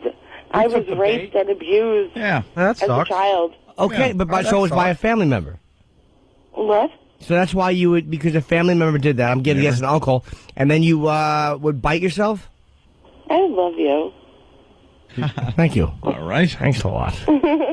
All right, Ryan, we gotta let you go. Weirdo. I didn't mean to attack you personally, but it just hits a nerve with me. It really does. I didn't mean to, but no, I'm glad I did. Well, I kind of am, actually. Ryan, you should really get into a program and stop self-medicating. Shut up. Get into a program. I'm into a program. Lost. I can't wait till the season starts again. All right, there goes Lydia. Ryan shrinks. Ryan, you call back when you're ready to give us more info, okay? What do you want to know? Are you a good-looking girl? She's out. I'm sorry. Wow, imagine the baggage you'd have to take along just to have sex with that one. What a bang, though. Yeah. Ken in Canada, what's up? Yo, I'm a psychology student up here, and I just want to say you guys are exactly on the money. All she wants is attention, which is just shown by calling up a national radio show and whining about the fact that she got abused. I mean, Jimmy got abused, and he doesn't talk about it that much. I don't think I ever was, dude. I probably should have been. I'd have an excuse as to why I was such a weirdo. You are a beautiful young boy, Jimmy, or were at least. Aw, I really was. Blonde hair, brown eyes, very tussleable. Oh, so tussleable. Very kissable. Yes. One more. Jim in Ohio. Jim? Yeah. Hey, what's going on, guys? Hey. I'm just tired of women like that. Yeah, my girlfriend has got a cousin that's like that, and I'm sick of my dinners and my nights being ruined by the zero calling up and saying he's cutting his wrists or he's going to kill himself and wrecks my night. Is he emo? Oh, it's just disgusting, and it just makes me sick, and I hope he dies. It just wrecks the whole family dynamics. You're having a nice night. Next thing you know, guess what? We got to go to the emergency room again. Great. It's just disgusting. I hate him. All right, Jim. So I have no sympathy. All right, run on. Opie and Anthony, 877-212-ONA. You're checking out the Opie and Anthony show. I don't know. I feel like I'm in a weird spot. I feel bad that I went after Ryan, but that hits a nerve with me personally, and it hits a nerve with a lot of people, I do believe. The attention-seeking that happens with family members. I don't think you that just ruin a lot of good times. I don't think you're out of line. She was and takes annoying. And takes the attention away from maybe some of the cool things happening in your life. It's really, really frustrating. And then we got into a discussion during the break. Yeah. About attention-seeking and people that, quote, try to kill themselves. And we were trying to figure out which things people do that they're actually trying to kill themselves and some of the other things they do just to kind of seek a little attention from family members and friends. And I'm trying to kill myself, and meanwhile you're like, no, you're not. Yeah, I'm just a dopey radio guy, but I really believe if someone's slicing their wrists, unless they go the long way. Yeah. They're looking for a little attention, and then they give you the phone call. You're not going to believe what I just did. Oh, my God. I'm in the bathtub. I'm bleeding to death. It's going to take another 4 hours to officially die. All right, I'll be right over. Yeah, if it's taking hours to die, if your suicide method takes hours, right? It's pretty much a cry for help more so than wanting to die. Now, if you take pills, you do the OD with the pills, that's now that one could kind of go either way. Depends on the circumstance. If you're alone in a place where you know you're not going to be discovered or bothered for a long time, right? Then I think, you're legit. And you take, you don't take baby Flintstones chewables. Right. You're taking some hardcore stuff and some booze. Yeah. Then, of course, a lot of people have done it that way. I think that's the one that definitely could be attention-seeking, but also could be, no, I'm going to do this. But once you make the phone call right to a friend or somebody, I took some pills. I don't know how many. Oh, Jesus, here I'll be right over. I'm coming. No, don't worry. My world will stop to help you again. I'm coming. I'm out on a date. Why on a Friday night? Do this on a Monday or something. How long ago did you take him? What time is it? I don't know. Everything's a mystery. It's like that scene straight out of Fight Club when Marla takes the rest of the bottle of Xanax and Brad Pitt has to go over to save her. That is really funny. So then you gotta rush over there. Yeah, you know what? If you're gonna kill yourself by taking pills, how about you How about you throw your cell phone, you break your cell phones, you break every phone so you don't have the opportunity to call somebody with that voice. Yeah. I don't know. What? Well, what did you take? It was a bunch of pills. How many's a bunch? A few. I'm not sure. I don't want to die. Read what's on the bottle. Read what's on the bottle. I can't see it. Just leave me. I just want to die. Then why'd you call? I don't know. 'Cause I don't want to die. All right. I'll be right over. All right. I got to go get a babysitter, but I'll be there for you again. Oh, God. And again, because we have the same blood and the same DNA. See, if you're cocking back a 38 and putting it to your head and pulling the trigger, that's someone who's serious about it. And that's someone who's, I want out. Not seeking attention. Yeah. He's trying to kill himself with a codeine overdose. There you go. No. Yeah. And you know what did it to the person? Your sick society. What about hanging? Hanging is definitely... Hanging, you're making a statement. You're killing yourself. You're killing yourself, and you want people to be horrified when they find you. Yeah. That has got to be... I don't know what would be worse, someone with their brains blown out or the hanging. The hanging. I think hanging is such a horrid thing to see. The hanging. Brains blown out, because to see somebody's body blown apart, especially the head or face, is horrible. Yeah. Especially someone you know. Hanging is bad enough, but it's just their fat face swollen. It's bad. You can always take them down and say, you stupid Okie, like Richard Gere and an Officer and a Gentleman. Swallowed his engagement ring. Yeah, of course he did. When David Keith. Boy, he had no clue in that movie what was going on. Oh, his gold-digging chick just wanted to be a wife of a pilot. I'm going to move naval aviator. I love that movie for that for that reason. We're gonna move back to Oklahoma. Get my job back at J.C. Penney. He's so happy to be telling her this, and she's just like, "You douche! I want to be the wife of a naval aviator. I want the life. I'm not gonna. I have that dopey life already. I could get my job back.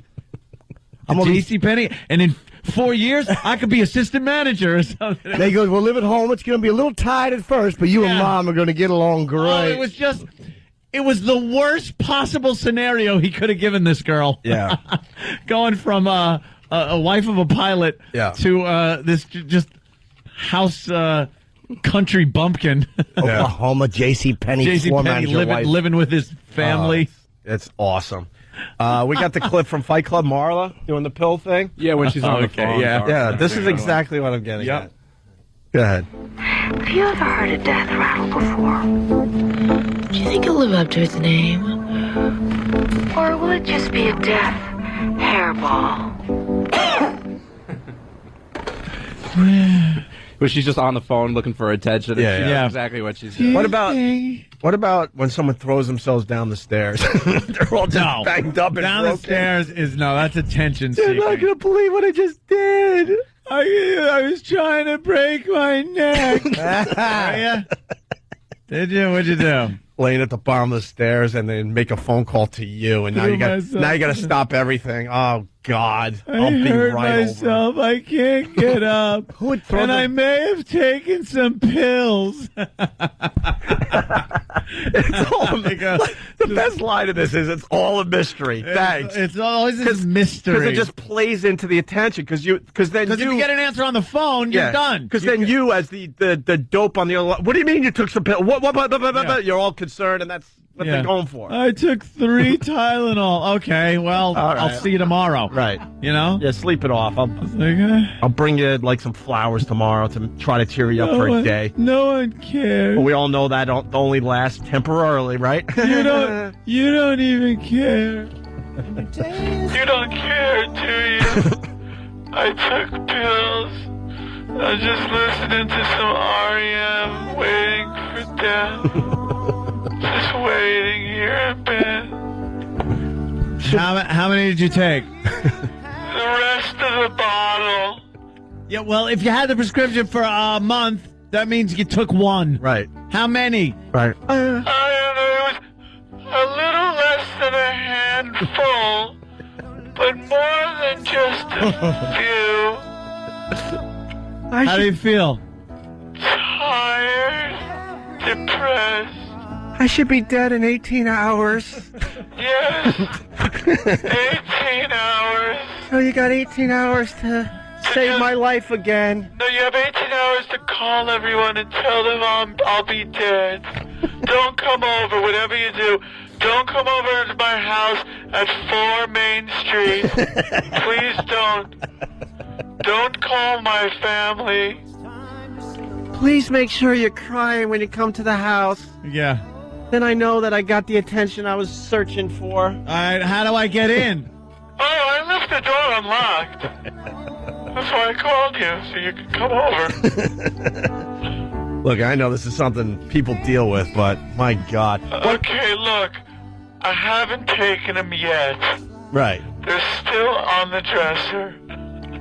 Now, if you're going to kill yourself by, like, putting some kind of weight on your feet and jumping in the water... Holy Jesus, that's crazy. You're killing yourself. What about these people that climb out windows? That could go either way. All right, if you climb out and jump, you definitely wanted to kill yourself. And if you're not going to jump within the first 30 seconds, you're just looking for attention. Then you're looking, if you wait and the cops are there, they're talking to you. You're hoping they close the street for you. The news is there. You got the people yelling, jump, jump, jump. Attention. You're hoping they're going to, like, blow up that big mattress-saving device. Yeah. You're hoping that a cop is just trying to reach for you, but you're just out of his reach. And they grab you, and then they always wind up thanking the police. No, when they you saved my life. Those always end with the police finally grabs the person, and the person always just yells, "Let me die! Let me jump!" But you had 2 hours to jump, stupid. Let me go. Right. Really? Yeah, so jumpers, it could go either way. I'm sorry, I love this stuff more than I should, probably. Who was that actress that got into her big gown? Oh, and no. Down on the bed? I'll tell you the best suicide story ever. That was part of the Graveline tour out there in L.A., and she was either the good witch or the bad witch from The Wizard of Oz. I don't remember anymore. I think it was the good witch. Good witch from The Wizard of Oz. Yeah. She started getting really old in Hollywood, and she couldn't handle it, so she decided to kill herself. And this is according to the tour guide. So she dressed up in her favorite gown, I believe, right? It might have even been the good witch gown. It might have been. But it was something like that. Put on, like, all her makeup. Yes. And then she tied a plastic bag around her head. Wow. And suffocated that way, and that's how they found her. How do you just not untie it? Yeah. It's a bag. It's a plastic bag. The thing is, it's not with the plastic bag, it's not a you can't breathe thing. It's just you're breathing, unless you do that tight, like, where it sucks to your face thing. Right. But it's you just keep breathing in more carbon dioxide until you just pass out. Oh, is that how it happens? Yeah. Well, that's number 6 on the suicide methods on the top 10 list. Is wow. Look at this. Coming down in at number 6. Did we deal with most of these? Well, drowning's number 10? Yeah. Oh, this is as far as the numbers. How many people have attempted these things? In popularity. All right, drowning. Wow, drowning comes in. That's a tough customer, man. That is... wow. My hat's off to anybody that kills themselves by drowning. That's pretty impressive. There's an involuntary... I don't know what it is, but an involuntary reaction that will keep you from inhaling water. No matter how bad you want to kill yourself. Right. So when I think you actually do it, that's got to be horrid. Yeah. Very unpleasant. Hey, we got to take one of these phone calls. Just the other side of this. I understand. Jim, New Hampshire, go ahead. Hey guys, how you doing? Long time, first time. Thanks, Jim. I got a cousin. He's had a lot of issues with this stuff, and I don't really agree with the whole family. It's kind of a big pain and a big hassle. Mm-hmm. I mean, you guys are saying some pretty horrible things, and I just couldn't agree more. Oh, all right. I was a cutter. I just couldn't agree. And it was all about attention. And I'm very aware of that. I think even then I know I was 18, the melodrama of youth. No, he loves me. No, we all like attention, but when it gets to the point where you're doing stuff like that just because you don't feel like you're getting enough attention from your family members. Now Jimmy's still an attention whore. Yeah. Let's stand up in his book. I am now, but I just do it with jokes and love, ladies and germs. No blood needed. None. Except on the sheets. It's all about love. Love me, love me, love me, love me, love me. Hey, drowning's number 10, Anthony. Top suicide methods. Wow. I think this is by the numbers. Electric shock comes in at number 9. Electric shock. Would you go with the electric shock? Wow, how do you do that? Would you touch your foot to the third rail or something? Oh, okay. The famous toaster in the bathtub crap. Ah, okay. That's hack though. I don't think people actually do that, do they? Hack. Oh, yeah. They do, you think? Oh, yeah. Can I guess a couple of the other top 10 methods? Sure. I think this is a common one. People who put on a metal hat and run into a giant magnet. What number is that? It's got to be 6. Well, it's number no. It's number no. Number never. How about a metal hat? People who find a big hill and somersault down until they're so dizzy they die. Is that up there in the top 10? Yeah. There's another one kind of on the fence. How about the carbon monoxide people? Yeah, that's because that gives one. enough time for people to find you. It's not instant. Unless you're closing that garage door, so none of the neighbors could be like, "Well, what the hell's going on over there?" It's not an instant thing, so I think. But apparently, it's one of the more pleasant ways because, again, carbon monoxide will give you an awful headache. Yeah, but you'll pass out first. You'll go to kind of go to sleep. Sleepy. Yeah. Let me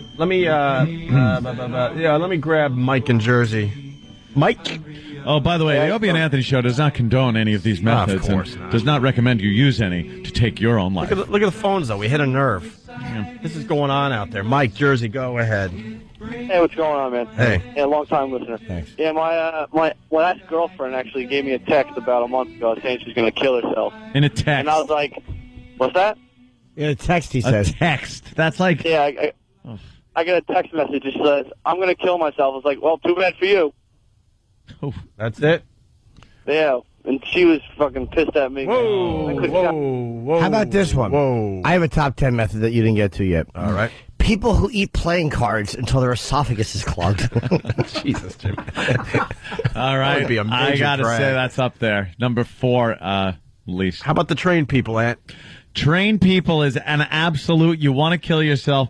It's a bit of showboating, I think. But the beauty of it, last second you could jump out of the way, so you're you know what I mean? You do have an out. But that's with anything. Even with a gun, last second you can kind of graze your head or something. I don't know. But a train, that's making a statement. Yep. That is showboating. Wow. That is showboating. That is the train represents the world and what it is doing to you. Dude, I just kind of... I had a kid in my... Man, that's got to be such a tough goddamn thing to just... I'm just standing here. Here it comes. I think I'll wait for this... Here it comes. This mechanical dinosaur to just plow me over. I wonder what this is going to feel like. It's going to be like... Am I going to feel this? Oh, that light's getting bigger. Why am I in a car? Oh, it could be maybe they're... Well, people also do that. They park the car on the tracks to try to do that, which is so selfish because then you could screw up the train and kill people on the train. And I think it's even selfish to throw yourself in front of a train because you're traumatizing the engineer. Yeah. And then the people are now all delayed and everything. Yeah. Me and Kenny, I did the Long Island, I was out Long Island tonight, and while we were waiting, we got to the train station to beat traffic.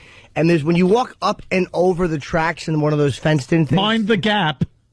Yes, we had to mind the. We were very careful getting off. Mind the gap. Kenny got off first, then carried me like a bride. And you walk up and over. So this was the Long Island Railroad, where these trains really pick up speed. Oh yeah. And I was standing over the tracks. I mean, you're way above the train. Yeah. And I'm watching the trains come, and I'm like, what would it feel like? This is 2 nights ago. I didn't want to do it, but I'm just curious as to how people do this. So the train rushes towards. I actually knelt and looked down at the train as it came towards me. You get the almost the illusion of what it gives you an illusion of what that might be like. The speed, the quickness that it would just bam hit you like that. I've done that before. You ever like maybe a low overpass and you're going underneath it and there's a truck on top of it and you're like, if this was on equal plane here, the truck would broadside me, and you kind of go, wow, that would really be bad. That wouldn't be fun. That would not be fun. No. Oh, that mind the gap stuff. It's something happened here in mostly on Long Island. A couple people have been injured or dead. Not died, injured. right? Mostly injured. Because they can't step over what is literally less than a foot gap. Yeah. So now they're changing all the platforms on Long Island just because. Yeah, a little closer to the trains. It's like, why? That's that whole. Not all the baby turtles make it to the ocean. Yeah, if you can't figure out the platform and the train, you are really stupid. You can't figure out that to step over a 1 foot gap. Do we really need you in this world? Do you remember that story? It was quite some time ago. It was here in New York where a guy was looking for the train the wrong way, and the train hit him. Oh, yeah. Ixnay on that story. Oh. All right, we got to say it again. What? That's when we were at NEW. Yeah. And it was a huge story. The guy was on the subway platform leaning over like we all do, and he was looking the wrong direction, and he got hit in the back of the head by the train because it was coming the other direction. Yeah. We beat the crap out of how stupid this kid was, and it turned out that someone that worked at NEW was their kid. What are the odds? Yeah. Wow. The guy survived, by the way, and he's doing fine. He survived a train hit to the head? Yep. Who wants to fight him in a bar? Yep. Yep. He was almighty. What do you hit him with? All right. Well, we got to take a break and okay. Continue our little list. Sure, we could do that, Ant. I want to sneak the FU line in, though, first. It is Friday. Opie and Anthony, listen to this. Thanks for calling the Opie and Anthony FU line. Here's the latest batch of FUs. You have 8 new voice messages. First voice message. I want to start my day off by saying you to that fat Reverend Al Sharpton for giving that guy for writing that article in the Post about Plexico Burress.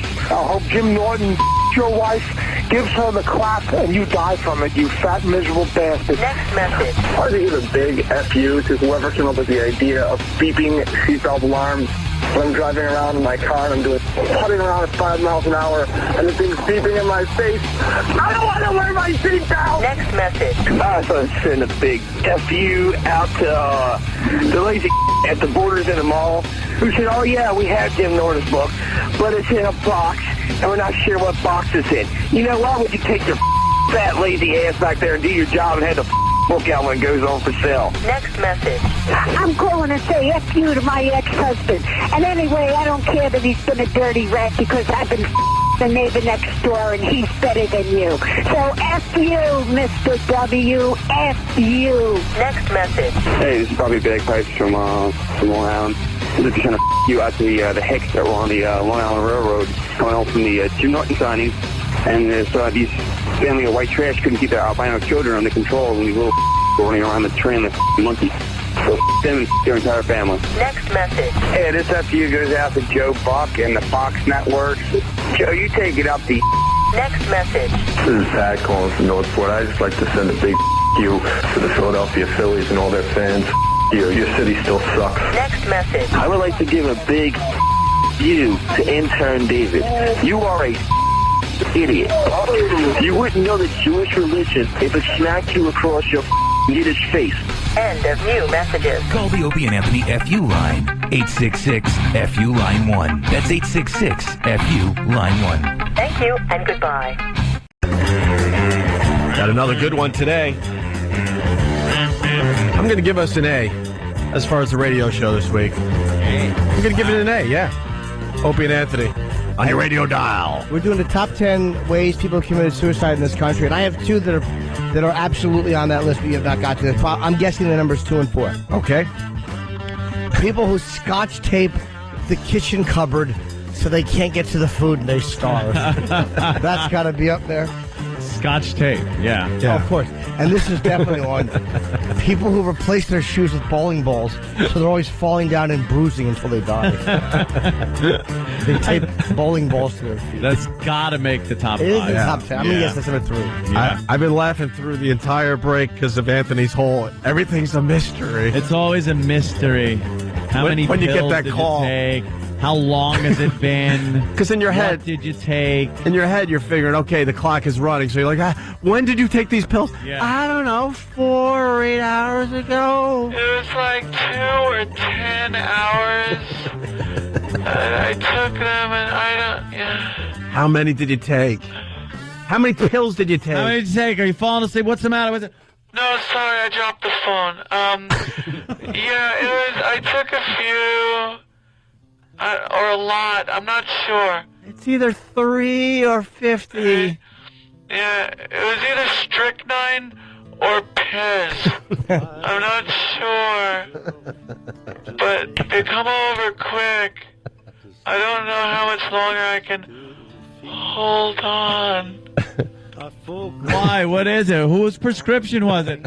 I found them. I don't know. They were in a drawer in a cabinet or something. Whose name is on it? It was somebody, I don't know, with a V in their name. I don't know. How many pills will have? What's the milligrams? What pill is it? What is? I don't know what that is. Just a mystery Can the I entire get time. one goddamn answer out of you? Don't start yelling. That's why I did this in the first place. Why is it? Yelling at me's not going to help. And you're on the other side of the phone driving 100 miles an hour the wrong way on a cell phone. Hoping the kids are going to be all right because you left them at home. You had to get there immediately. Top 10 suicide methods. So we did drowning, 10, electric shock, number 9. Cutting a vein is number 8. Number 8. We covered all these, by the way. 7 is jumping. 6 is suffocation. Yeah. That's a biggie. That's impressive right there.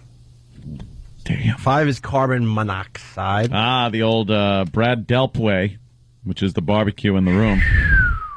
Tape up your windows and Is that stuff. how he did it? Yeah. He put a barbecue in his room, went to bed, and I didn't lit even the know you barbecue. could kill yourself that way. How do you sleep knowing there's a barbecue cooking in your room and you're going to die? Yeah. How do you doze off? To wonderful fumes of the last steak you cooked I was in it, going to though. say, how do you die It must with be nice when the grill is getting hot and you're just like, well, maybe there is something to live for. A nice steak. You die smelling the sweet smells of a barbecue. Yeah. That's a little weird. Everyone loves the smell of a barbecue. Me too. 4 is poisoning. We forgot about that one. Poison. What type of... That's a rough one because like you're going to be doing a Clorox lot or of something? You're going to be doing a lot of puking and just feel miserable. Yeah, you're not going to look too good. 3 is hanging. 2 is drug or alcohol OD. Oh, okay. And 1, the tried and true, my friends. Kablooey. The old Bud Dwyer. Yeah. The old Bud Dwyer. It's a great way to do it. But even that scares me because once that shotgun kid missed. Oh, my God. And it makes you... No face, kid. You look like a silly goose. You just look silly with no face. Like something out of a... Like when Daffy Duck would get shot in the face, except yours doesn't go back. You can't put your face back. Can we get a picture of that, Danny? That kid who shot himself in Bill would California? end up on his head. Oh, Bird of Philly's right. Number 3, I messed up the list. Number 3, the best way to kill yourself or the most popular way. Talking to Lydia. Yes, that was... Oh, yeah. I didn't want to True. be insulting. You're right. Hey, It's freezing in here. It really is. And by the way, another method. Wow. Omega Coke. Sean Young from Halifax. Oh, my God. Halifax? Oh, my God, he writes. My ex-girlfriend tried to overdose on pills, and she called me. Same as Anthony's bit. I always thought that when you guys hit close to home, I'd be insulted, but I love it. That's it. We're trying to get the audio of the guy that survived jumping off the Golden Gate Bridge. We had him on the show. That guy absolutely wanted to kill himself until he jumped. Well, he explains what happens because a lot of people wonder, do you have regret like, oh, I don't want to do this? And he said exactly that. Yep. As soon as he jumped, he realized, oh, my God, I want to live. And Oh, God, what was Is that? That's a real pick? Oh, yeah. Oh, my God. Come on now. He's alive? No. I'm kidding. We're looking at a picture of a guy. Why? Oh, naive Anthony. Both of us. But it looks like a martini glass, but it's a skull. Yeah. The guy's neck That is would fine. be when T-2000 in Terminator, when he got shot in the face and his chrome head came apart. Yeah. Well, that's it, but without the chrome. It's all red guts and an eyeball or two. Barely. Yeah, the end of the fly. The only thing that is left is right under your nose, down. Yeah, Everything above is gone. His chin's in terrific shape. Yeah. He wants a little under the That chin. looks like one of those shotgun right in the mouth, pointed upward. Yep. And just blew it out. Yep. I want a picture of the guy who survived the shotgun because I think they said sometimes you'll actually instinct, you pull your head back or your hand in the millisecond, and that's why there are people that will survive it. You think there was an open casket funeral? I hope so. As a goof, you gotta. It's like, oh, great. What the hell? Look, our friend, the old tulip head. I hope they serve peak friends out of that head. Yeah. Jimmy, are you talking about the Judas Priest kid? Yeah, or the Ozzy, whichever one it was. The kid who shot himself. Yeah. The Ray Belknap and James Vance. One of them died immediately. The other one needed massive surgery. And lived. Lived for a couple of years, and then he's dead now. You're kidding. No, I'm not harder than happy. Oh, yeah, find that picture. He looked. All right, let's go to Gary. I love him. Gary in New York. Hey. What's up?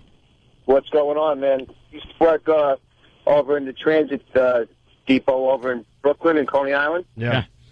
Yeah, so we got all our cars parked underneath the overhead L, and we're working up on the tracks, and this chick jumps right in front of a moving train. Ooh. And all her body parts come raining down onto our parked cars.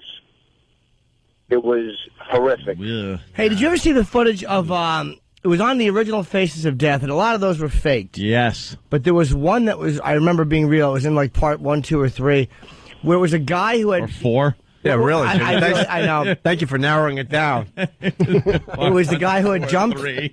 What the hell? I know. I believe me. That's hours of material we gotta comb through. And if not 1, 2, or 3, then you must chest 4 through 7. Chest 4 through Yes, chest 4 through 7. You okay, Jimmy? I don't know. Did you take pills? I did. I don't know how many. No, I want people to buy I Hate Your Guts, or I'm going to take more.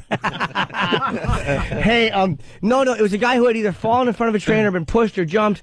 Again, name all options. But he was trapped between the platform. Oh God, yeah. And the thing, and he was propped up on his elbow and alive. Yeah, just kind of like, how do you do? But the problem there is, as soon as they removed the train, that guy died, right? Because his guts come out. Yeah, his guts. And I want to see that video again. Yeah. Oh man, that guy is in effed up shape on that picture that Danny is pulling up. Wow, is that a real pic? He looks like a fake. Yes. It looks like fake. Can't see it. Looks like a Disney animatronics guy. Yeah, it looks like a Muppet. He's wearing a silly goose costume. He every part of his facial features are screwy. It's amazing his eyes are still there. He put his shotgun. How do you know? Maybe they're fake eyes. He might be totally blind. He might that be could be right. 2 glass eyes in there. Oh my God! He could have done a better job on his nose. How does he breathe? Right. Well, his nose looks like a foot. Looks like a heel and the bottom of a foot. And his chin. Look at that. Yeah. That's a handsome chin. How'd they put that back together with they just grab a knee and some other mush and go here? Just forget it, yeah. Just cut flesh off of him and stick it there. Here's your new mushy nose. We got it from your ass. Just old ass nose. Yeah. God, I looked like that a couple weeks ago when I had hives. Hives, yeah. Very similar. Hey, the phones are lit. We got Pat Duffy and Travis screening to try to get some of the better ones on the air. In the meantime, we can switch directions for a moment here. We got female bartender forced to work in kitchen after gaining 5 pounds. Yeah. We got the Dominicans eating a dead guy to survive. And massage customers are rubbed the wrong way. Oh, what does that mean? Want to go sexy? Yeah. All right, Dominicans eating. No. What? I want the massage. The massage? Yeah, massage. All right, let's go with the massage. I've got many of them. Rubbed. These stories are really hot when the woman is getting inappropriately touched. And in this case, I think she didn't know how to stop the guy or something. Yeah. Here we go. The people who cut your hair or trim your nails have to be licensed. The I-Team learned that no state license, no training at all is required for someone who has you strip and lie down for a massage. Tonight, Jeanette Trumpeter tells us what you need to know to make sure you're not rubbed the wrong way. As soon as it started, and he said, I think you have a really beautiful smile, or has anyone ever told you you had a beautiful smile? And I felt uncomfortable. I should have gotten up right then and left. This one. So why didn't you? Wait, this woman, is that a guy? I don't know what No, they're changing the voice, obviously. Oh, I didn't. Oh, stop. I felt very violated. Sound like the world's tallest woman. Yeah. She used to talk Would you? like that. Right. Yeah, there it is. Would you massage me? I would massage me. Oh, massage me. Massage me so good. Oh. Best part of the movie. When she's screaming in that damn pit. And he just goes, Yeah, because it's really because he grabs the front of his shirt into points. Pulls him out to make like breasts he has for himself. breasts. Oh, he's trying to imitate her screaming. Fantastic clip. Mister, my mother's an LMT. felt uncomfortable. I should have gotten up right then and left. This woman is disguised at her request. She won a massage as part of a health and wellness event. It was not what she expected. It was in the way he touched her. He was sitting in a chair, and then he took his other hand and he put it on top of my pelvis, as low as he could go. And he just sat there looking at me. And in the things he said. That I was a beautiful girl that must have developed early, and that's why my shoulders were rounded or hunched forward. And I'm thinking, oh my God, get me out of here. I'm being molested. When it was over, she wanted to report him, but couldn't because no one had licensed him. I think you got a little responsibility in this Because stuff. of course you do. I mean, this is Speak up. Go, hey. There's a theme in this show today. What are you doing? I understand, because I'm going to get the women coming out of the woodwork, but I understand you're in some situations that you're helpless, but what is she doing? You have plenty of opportunities to get up. Yeah, or at least say, you don't find what you're doing right here inappropriate? Yeah. Just like put him on his guard. Put him on his guard right away. So what do we got so far going on? Because it gets better. Oh, does it? Yes. So right. far, hand on her pelvic lower area. pelvis as low as you could get, and then talking about how she must have developed early because she's a little slouched in the shoulders. Probably a way to get in the "you must have developed early" line, but still try to sound professional. Like that's why you're slumped over. But I could fix that with some massage. And everything. He's trying. All right. Let's see what it takes for her to finally get up and leave. Yeah. Or does she? I don't even know. For those cities that do license, the process varies from just paying a fee for a background check to proof of training by an accredited school. Boring. 400 hours of training, $1 million in liability insurance, a list of references, and a background check. It gives the city peace of mind, and you a place to call if a massage seems questionable. If it's something to do with inappropriate touching or technique like that, maybe one of the investigators and I would go out and talk with the therapist. But just what is criminal when it comes to massage? In this woman's case, she didn't say anything to stop it. Because of that, Lieutenant Nancy Dunlap in Minneapolis' sex crimes unit says it would be hard to prove what happened to her was a crime. Yeah, because she didn't stop it. Why? This isn't like a rape where you go, oh my God, what was she wearing? What was she? You don't take the victim and then turn it around like that. But this woman, I mean, you're in a place of business. You're being massaged. He gets inappropriate. You speak up. Next thing you know, the guy's hand smells like a California roll. If you go into getting your hair styled, ladies, and a woman took out clippers and just started going down to your scalp, would you wait until you're completely bald before you go, hey, I don't think I appreciate this haircut? The second you hear, you'd be like, stop. You would get up. Yeah. That's the situation. You're so right. Dummy. It's got me good today, man. The mystery. Oh, yeah. I'm trying to move on. I don't know. I don't know. I can't count. I just know I think it was a lot or a few. The big mystery. The vagueness. Just come quick. I don't know how much time I have left. You don't know much of anything. By the way, I got a gun in front of me, too. What kind of gun? I don't know. It could be an AK-7 or a water pistol. I'm not really sure. It's like a staple gun or a .357 Magnum. Or anything in between. Why does it have to be a mystery? I don't know. Because life's a mystery, isn't it? As is what's on the other side of it. But I'll find out soon. Or maybe unless you get here. It's all in your hands now. Keys under the mat. Let yourself in. Right. I'm making coffee now. I know it's going to hit me any minute. Or at least I think. Oh, right. We get it. Then you stay up all night having coffee and talking over the problems. Don't worry. Tomorrow will be a new day. We'll take care of this. The sun will come out. Yeah, okay. Yeah. No, you're going to be all right? Can I go home? Yeah, can I leave? All right. I'll be all right. All right. Ugh. I guess. Then you try everything and nothing works. Sorry. More about the massage lady. With more people trying massage for the first time, many may not know what is and isn't appropriate. It's all about comfort. What? Yankee cranky. What is she talking? You know. Is there ever a guy complaining? Never. That it's like, hey, you're a little too close to the area that really feels good when you touch it. I'm going to call the authorities.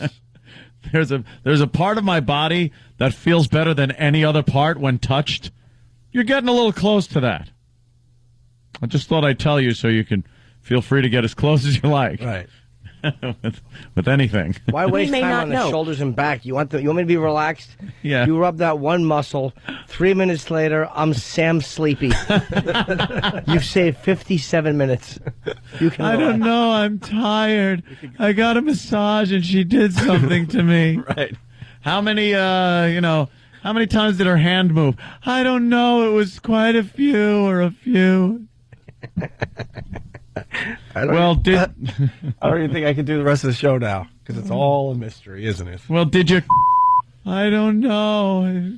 There's a towel involved, and did he put his some cleaning? Did he put his Did he put his in your or what? Yeah. While trying massage for the first time, many may not know what is and isn't appropriate. It's all about comfort level for the guest. So if you're feeling uncomfortable, you perhaps should decide to end that. Yes! But the young woman we interviewed says that's harder than you might think. So be prepared. That's not really my personality to just lay there and take it.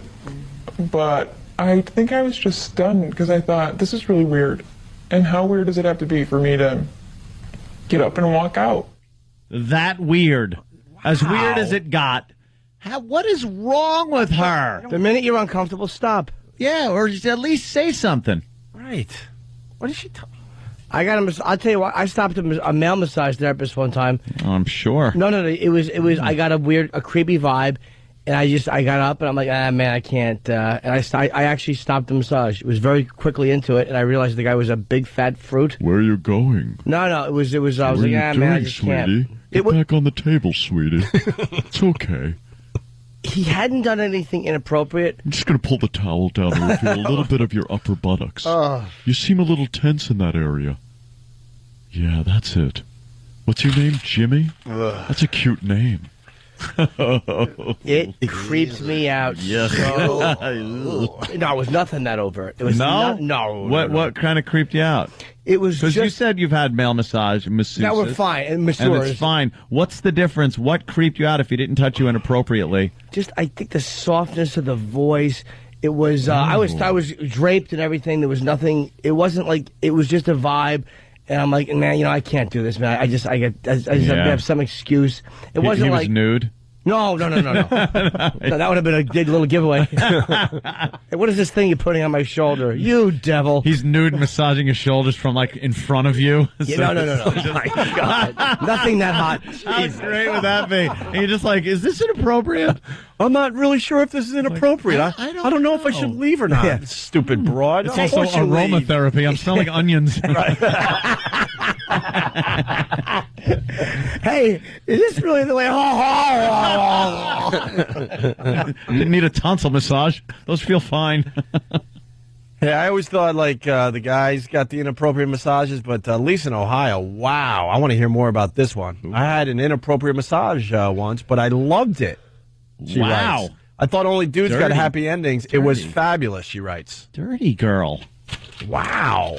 Yeah, those are 1 in a million, though. It's not worth taking a shot if you're one of these masseuse guys to try to, Yeah, when do you make that move? Because, you know what I mean? Like, there's the appropriate, inappropriate line, to me, I think, in a massage, and I'm not very familiar with massages at all, but I know, like, the guys will massage a girl and get the back of her thighs, and there's when is it? Is it the brush? Is it the thumb brush?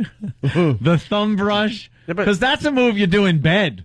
That's like you're with a girl maybe the first time, you're kind of feeling around, getting things, and then You might rub the thighs and then go for the thumb brush. I think it's a simple. And see if there's any elevation. If the ass comes off the mattress a little bit. Yeah. If the thumb brush gives a response where it's like a cat when you pet a cat down its spine. Who's the guy that jammed his thumb in a pie or the pumpkin or yes, the plum? Jack Sprat? No, who is that? No? Peter Pumpkin Eater? No. Who put his thumb in a pie and pulled out a plum? Tom, the Piper's son. Tom, what? What? Tom, no. Tom, no. Who? Little Jack Horner sat in a corner. Eating his curds. No, that's one of those stories. No, Little Jack Horner. Jack Sprat could eat no fat. Oh, Ted in the shed. I hate Ted. He put in his thumb and pulled out a plum. Getting back to your massage thing, I think if a woman agrees to a massage, not a professional, like if you're like kind of like hoping to put in his meatus and out fell a fetus. Yeah. Jesus. It was Jack Horner. Oh, Jack Horner is coming in, Ant. It's Jack Horner. Little Jack Horner. But I think if a woman agrees to a massage in that situation, I'm not talking at a massage place, that she's looking for action. And she's uncomfortable and looking for like the icebreaker. Oh. I don't think most women would agree to just a massage, like, you know what I mean? If you women get a lot of those. No, I mean, like if you're like kind of on the dating scene, you bring a woman back to your place, you're like, you want a massage. I think 9 out of 10, they're like also looking for action and they're looking for the icebreaker. Oh, if you're just giving a massage and then they leave, like kind of a thing. I don't think that is the reason why most women agree to a massage in that house circumstance. For a massage, right? Unless something's going on, I guess. What happened? Is that it? What happened? Is that Little Jack Horner? Yes. Yeah. Okay. And how does it go? Little Jack Horner sat in the corner eating a Christmas pie. He put in his thumb and he took out a plum and said, "What a good boy am I." Aw. He's like good boy. Jimmy. Jack Horner sucks. No, he doesn't. There was a plum in the pie to him. He had to get it. Go play Call of Duty. What are you doing putting fingers in pies? He put his thumb in a pie and pulled out a full plum. Yeah. What a piece of crap pie that is. No, it was an apple pie, and someone had dropped a plum in it, and Jack went, "I'll get it. My thumb is it's a plum attractor." My thumb. Smack him. Hey. It's like, who put their thumb in a pie? I wanted a piece of this. Now it's all contaminated. Or it was plum pie, so that it had a little bit of goo and pie crust. Yeah. Where's the plums? He's got 2 thumbfuls.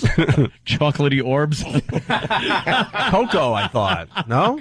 Cocoa orbs. Cocoa orbs. Hey, after the break, quick break, because, now we have to end the show before 9, because why would we give everybody extra radio on this side? That's just stupid, right? We got 2 quick clips from Kevin Hines. He was on our show. He jumped off the Golden Gate Bridge. The most popular spot in America to kill yourself, by the way, is the Golden Gate Bridge. Mm-hmm. I forgot the numbers, but they're way up, and they try to make believe it's not happening out there. They have a whole thing to cover up all suicides from the Golden Gate Bridge. It was that documentary we all saw called The Bridge, I think. And they're actually building something on the bridge so people jump. It's like a metal netting. Yeah.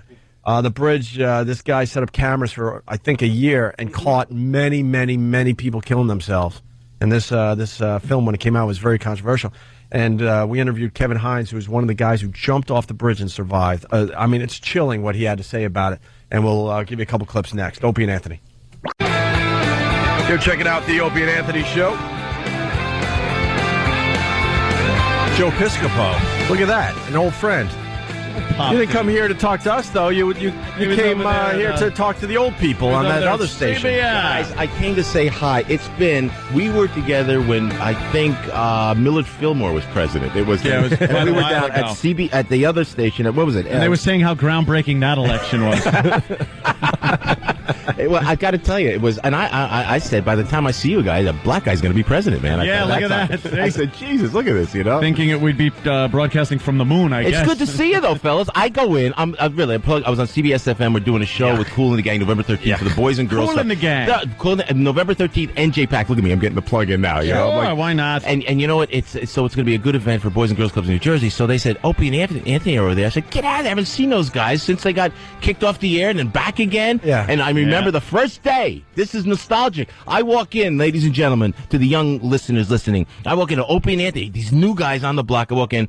There, on the couch, lies a naked woman. Thank you, boys. Thank you, boys. And you didn't run. You didn't run. And I didn't go, did I? No. Some people do get a little spooked by that and leave. Who was the guy that ran screaming from NEW? I believe it was John Travolta, Tom Cruise. No, it was the guy. No, that's not true, is it? The guy from Police Academy, makes right? all the voice, all the sound effects. Effect guy. I remember that. I was on right after that guy. That's probably. Oh, that's right. Yeah, because there was some debauchery going on. We were supposed to interview him. Why, I don't know, but we were.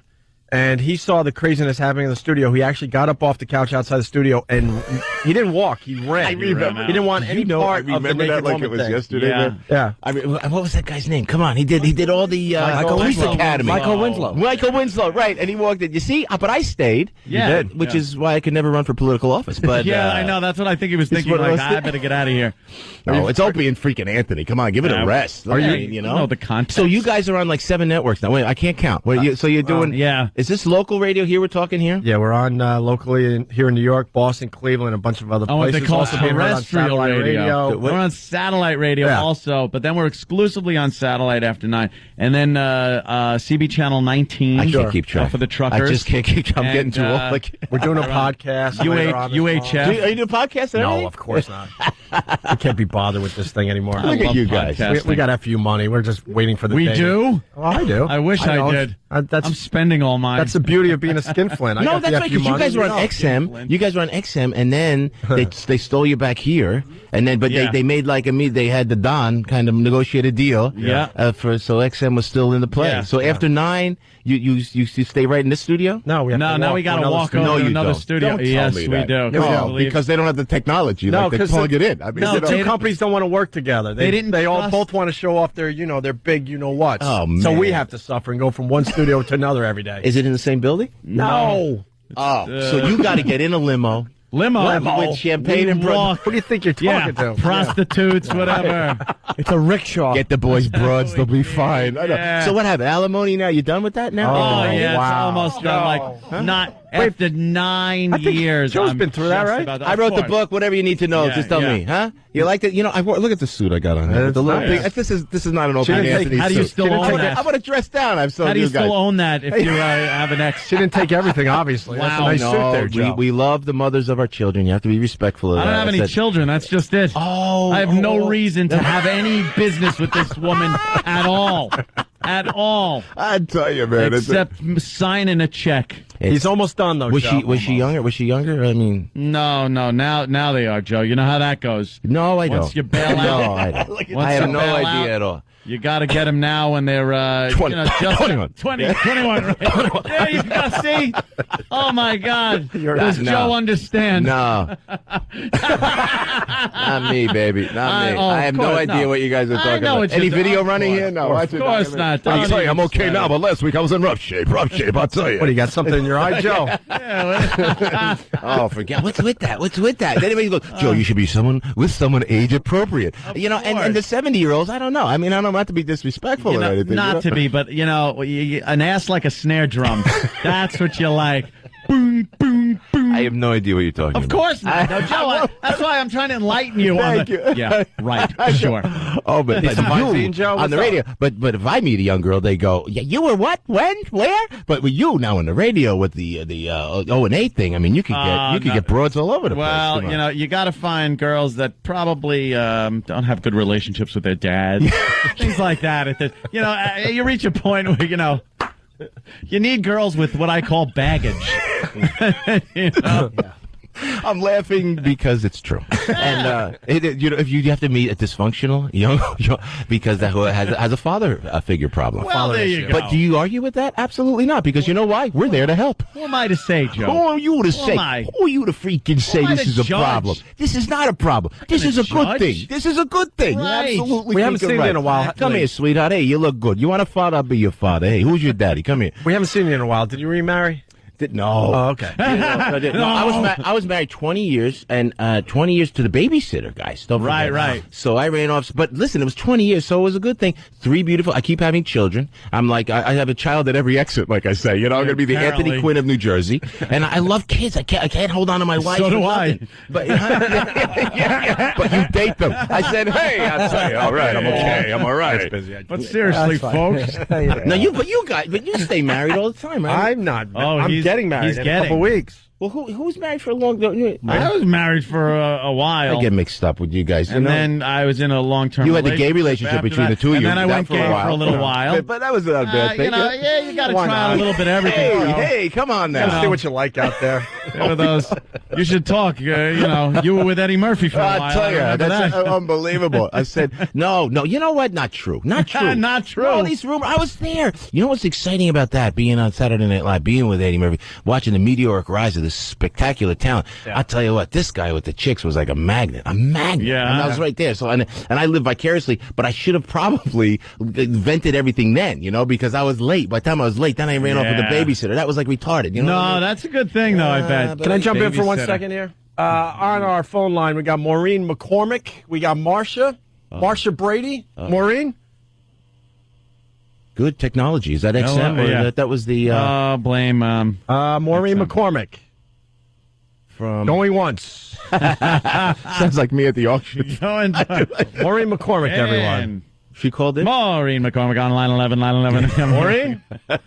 All right. Can I correct something? That was our exclusive static with Maureen McCormick. Yeah. I have to correct something. I like an idiot. I announced my tickets for Atlantic City going on sale this morning. It's tomorrow morning for January 16th, 17th at the Borgata. Borgata. We playing Music Box down there? Yeah, do 2 shows there. Oh, awesome. That is awesome. When's the day? January 16th and 17th. Let's go down. You a gambling we'll man, get bros. Joe? No, absolutely not a dime. Not a freaking dime. Only with my wife. Guy. But aside from that, no, you don't. As a matter of fact, all the years that I play, is I don't go near the, right? Do you walk through the casino? Because I might spend $200 on the machine, like a little bit of the video poker. Yeah. But I'm an addict, so I don't trust myself. You guys, you're performing in these places, so it's hard to, you're in them a lot more than I am. I go down there maybe once every 6 months, if that. You go to the tables? I go. Oh, do you? Oh, yeah. Oh, we got to bring this boy down. They love that. We like to drop poker. big. You got to have to drop big. So blackjack. No, blackjack is cool. I can see that. That's a fun game. But some guys, the guys do craps. They do craps. They get there. They get pumped. And God bless you. Please continue to do it because it's our bread and butter. You know what I'm saying? Well, casinos are hurting now. I watched Dice one time. I used to open for Dice, and when he wanted to work, the Venetian was opening up. And I was the opening act, of course. He dropped, I think, $240,000 or $250,000 in cash, and then he got a huge 2-year contract after that. He's like, oh, here's a guy who will gamble. So it was almost like a really smart move. He purposely went to that casino because he wanted a contract. It was really a brilliant move. Because Frank Sinatra and everything, they all did. They played the tables between shows, man. They went between shows and later. And I see Bruce Willis go down. Bruce he does a great thing down there. There's that blues band, which is sensational. And then he'll hit the tables, do blackjack and to the tune. Not me, man. I'm in my room with room service. All by myself, concentrating on the next night's show. That's really me. Look That's at me. you. Oh, yeah. All right. Hold on, we're going to try this again. Maureen McCormick. Good morning. Hi. Hey, Maureen, you got a book out, right? I do. It's called Here's the Story. Oh, great. Thanks. Joe, so... Oh, Jesus Christ. Oh, no. Well, they want us off here at a certain time, so there you go. Wait, did you... Tell me it was an accident. That is not even right. Should have wrote the book 20 years ago. Who wants to read it now? An iconic figure. Wait a minute. Really? Guys, hold it. I need to be the mediator here. Because you guys are always wacky, you're always crazy, and I'm always going to be the calming force in the storm. Hold on. Yeah. So this girl calls. There's probably months of publicity. Yeah. A PR person says, we'll get you an Opie and Anthony. Yeah. So everybody's afraid to go and Opie freaking Anthony. Because then I know you guys as nice guys. They all know you as Opie and Anthony. Crazy. So she comes on. She goes into and then she goes, hi, that's it. And that's the shot. Could you at least mention her book to buy it? What's the name of the book? Come on. She got the name out, right? Yeah. I forgot the name of it. Maureen McCormick, Here's the Story. Here's the Story. Surviving, what's it say? She was having sex with guys. Stop. Surviving Marsha Brady and Finding My True Voice. It's a beautiful book. It's breaking windows. Okay, she was having sex with guys. You guys are, I'll tell you, what a tough act. I actually do want to read that book. Because she had like a real story afterwards. I mean, she was like, she wasn't hooking, but she was having sex with guys for drugs. She admitted that. You know, She said, "Is that right?" Oh yeah. Yeah. You cut her off? Well, we got to go now. Oh, okay. Yeah. I come with respect. You could go to the satellite portion of the show and curse with us if you know, want. a Jersey paisan is always going to be respected when you walk in here, my friend. Right. You know what, guys? I've known you since day one, and you guys, I'll tell you what, despite what your listeners think, despite you guys are good or guys, look like. man. And I shouldn't break the image, but thanks, guys. I come with. And E-Rox gives us a picture of the last time you were on our show. Wow, look at that. 1999. And wow, that time's a bitch. I mean, Joe, you're not Asian, but we sure are. No, baby. When I go do TV now, they go, Joe, you want makeup? I go, no, surgery, please. I want that immediate surgery anymore. Get my eyes. Oh God, that's when you guys first started out. Yeah. That's when you first started paying alimony, right there. Right? Yeah. Well, this might have been right. Yeah, this was probably just at the point. Yeah. Look at the look on your face. I had my whoopsie daisy. Yeah. And man. That was before 3 suspensions and 2 firings, I believe. Yeah. Yeah. The good old days. Opie and Anthony on the radio. Hey, guys, thanks. Good to see you guys. What's the plug, Joe? What are you doing? No, you know what? It was just cool again. The Boys and Girls Clubs of New Jersey help out the boys, these great, wonderful, beautiful children. We do a lot of nonprofit work now, because I'm old. I always feel like I have to give back a little bit. So, in the great state of New Jersey, are honoring the Boys and Girls Clubs. We're doing Cool in the Gang at NJ Pack. Thanks for letting me get it in. That beautiful NJ Pack in Newark. So, we do a concert next Thursday night. That's what I wanted to come in. But that was Frank? I do. I go out through the whole show. We do it in Atlantic City. We do it in Vegas. I played the Montreal freaking Jazz Festival this year. That's cool. Check that out. Montreal. What was I doing there? We did another jazz festival. I go out with the guys, and he's going to cut me off. There's going to be a dial tone in about 3 seconds. I said, and I don't even know how I got here, but I'm having a blast. So yeah, come see the show. It's a lot of fun. And you do stand up still? Yeah. Most of the act is like the show, an hour and 15. What do we do? 75 minutes. The casino show. It's a casino hour. They always tell you, and half of it's comedy. I have an opener and I do 50. I have an opener and I do 50. I have with me. I actually bought. I swear to God, I have it with me. Letterman doing a top five. Do you don't have time to do it? Do it. A top five orders issued by President Obama. The top 5 orders to be issued by President Obama. This is what I do in the act, but you can't see the teeth and glasses, so just go there. Number 5. Obama's going to change the first line of the Star Spangled Banner to "Oprah, can you see?" Is that good? Number 4, at the inaugural concert, Barney Frank will introduce Liza Minnelli. Is that good? Is that good way to say it? There you go. Number 3, it will be illegal to say "my friends" and "Maverick" anymore. Number two, Alaska must secede from the Union, ladies and gentlemen. This is going great. And the number 1 order to be issued by President Obama on the $5 bill, Abe Lincoln will be replaced by Karl Marx. Thank you very much. There it is right there. I'm funny. I'll tell you. That's it. My head hurts. What can I tell you? I got shtick. I'm bringing material. Wow, Joe, you gave us a lot of energy to end the show today. Thank you so much, sir. Good to see you. We'll see you soon, all right? You guys, take care. And thanks to CBS FM. We don't really like those guys, but they did the right thing today. They're great. They did the right thing today. So. I have tickets Jimmy. tomorrow, Atlantic City, January 16th, 17th, and my book is in stores now. So if you want to get it, get it. Guts. Yes. Thanks, guys. All right, Joe Piscopo, and we'll also want to thank Maureen McCormick for calling the show today as well. Have a good weekend. If you're not joining us, blah blah blah. We'll see you Monday. Oh, for this side of the show, someone remind me. We do have the clips of the guy that survived jumping off the Golden Gate Bridge. Oh yeah, didn't have time because Joe ran in, which is that takes precedence. No. So if someone reminds us, we'll do that for you on Monday, please, because we're gonna forget because it's gonna be a long weekend. Remind us, we'll play that Monday. All right. Yes. Hi. Is this the program director? No. Who's this? Oh, okay. No, I just have a little bit of a complaint. All right. Who's this? Well, no. Hi. My name's Paul. The 2 gentlemen that are on the radio now. Paul, I'm just an intern. Let me get the program director you want. Yeah, or somebody, please. Okay, hold on a minute, please. Engineering. Hi, engineering. How are you? Could you guys do me a favor? What's the I'll give you guys $100 cash under the table to pull a plug on them 2 blabbermouths. Tell them to play some music. Oh, you want programming? This is engineering, sir. Oh, programming, please. Oh, please hold. Yeah, hello. Hey, do me a favor. I'll give somebody in programming, whoever it is, I'll give them like $500 under the table to shut these guys up for a little while. Play some music or something. What are you talking about? This is the Jock Lounge. Oh, the Jock. Oh. Where the DJs hang before they go on the air. Oh, no, they keep transferring me around. I want to talk to somebody. I mean, these guys are a little bit ridiculous today. Let them. They call themselves disc jockeys. Let them throw on some discs. All right, hold on a minute. Something. You want the PD or the general manager? I guess the program director would be fine. I'm not going to bother the general manager. Maintenance. Yeah, you guys keep ping-ponging me around. Is there any way to shut those two dudes up? You want programming, sir? Sure, why not? I'll hang out and play the game. Go for it. Programming. Hi. Hi, what's up? Oh, I don't know. I'm trying to get. I'm trying to talk to somebody to keep Tweedledum and Tweedledummer just a little bit quieter and play some more tunes. Is that possible? Who's Tweedledee and Tweedledum?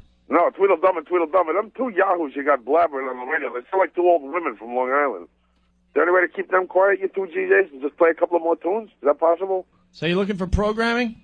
I don't know who they got me looking for now. Where did I get now? No, I apologize. We're having a problem with the phone system. Can you hold on one last second? Hey, no problem. I'm cool. All right, hold on. You've reached 1-900-SUCK-MY for hot gay male sex. If you like big fists up your ass, stay on the line. You'll get a hot right in your mouth to blow all over that face of yours. Wow.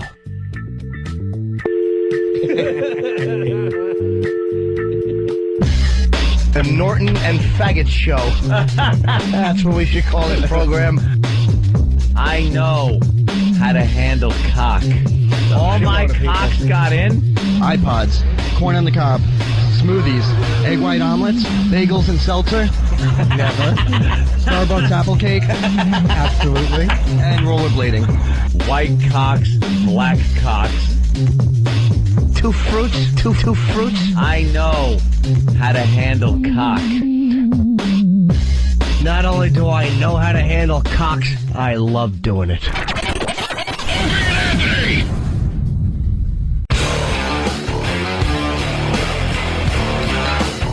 It's the Opie and Anthony Show continuing.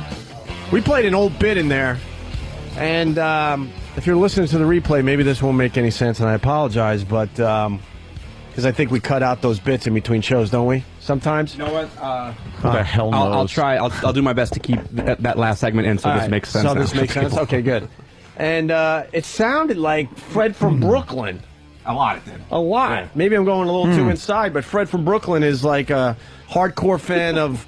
Well, he used to be a hardcore fan of our show, and he's one of the guys that decided to be more of a hardcore fan of Ron and Fez. I know what goes on out there. I'm not stupid.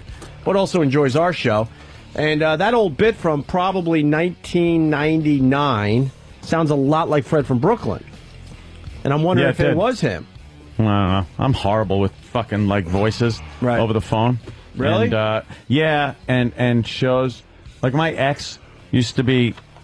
She could watch a commercial and hear a voice of the person that's narrating the commercial and go, oh, that's, Donald Sutherland or whoever. Like, how the fuck do you know that? But you do voices, so yeah, but why wouldn't you pick up on that stuff? I am the worst at it. That's so weird. It's like, oh, that's fucking Harrison Ford. Yeah. Like, I can't. And then once you hear it, it's like, or on The Simpsons, you're watching The Simpsons and you go like, oh, that's, Naomi Campbell or something. Steven Tyler. Like, I have no idea who the fuck that is. But unless the character is, made to be them on the show. But you have to have a good ear to do what you do, so that's kind of weird to me. Yeah, I'm horrible at it. What are you going to do? Joe Piscopo, how fun was he, huh? Joe Piscopo, boy, when he was doing his list and you well, what happened? Playing little sounds over it. Well, what happened? That was really uncomfortable, but very, very funny. Very funny. Really funny. It was his big bit. He was all excited to do it for us, and it's probably his closer. His closer? It was probably his closer when he does his thing. He probably does that and then does a Frank Sinatra song. I don't know why I got nervous at first when he said, I got an Obama list here. I'm like, where's the dump button? Oh, boy. I'm like, let me just get ready on the dump button. We were having him record IDs over at K-Rock. Yeah. He made us replay them so he could hear them, and if he didn't like them, he made Tim delete them and redo it again. Oh, so we didn't have any material to kind of... No goof audio. Like, okay, no, I Opie and Anthony Show. I have some. I'm going to go cut up now, but all the good stuff he made us delete. Joe Piscopo on your radio dial. Hey, someone helped us out with the Friday guy, and there's a website. Did you guys get any audio of him? I gotta pay. Well, I gotta do some more research to find it for free. But apparently, there is a website that I was at before where they do have some of his air checks, but it's on a CD for like $16. It's worth it. So if it's the same CD I used to have, it's worth it. I'm talking about that crazy guy that does the It's Friday clip. His name was if I hope I'm getting this right, it was Murray Saul, and he was an old Cleveland jock. Really? Cleveland. I had that wrong. I thought it was West Coast. All right. It might be worth, playing a few of his clips from his old radio show. Elliot Spitzer, no criminal charges, whatever. He must have dirt on people. That is you odd. think? Oh, yeah. I think I think what happens out there to some of these people in high places, they look at you and go, you suffered enough, screw it. I think they just kind of let you go because you're a person in a high place.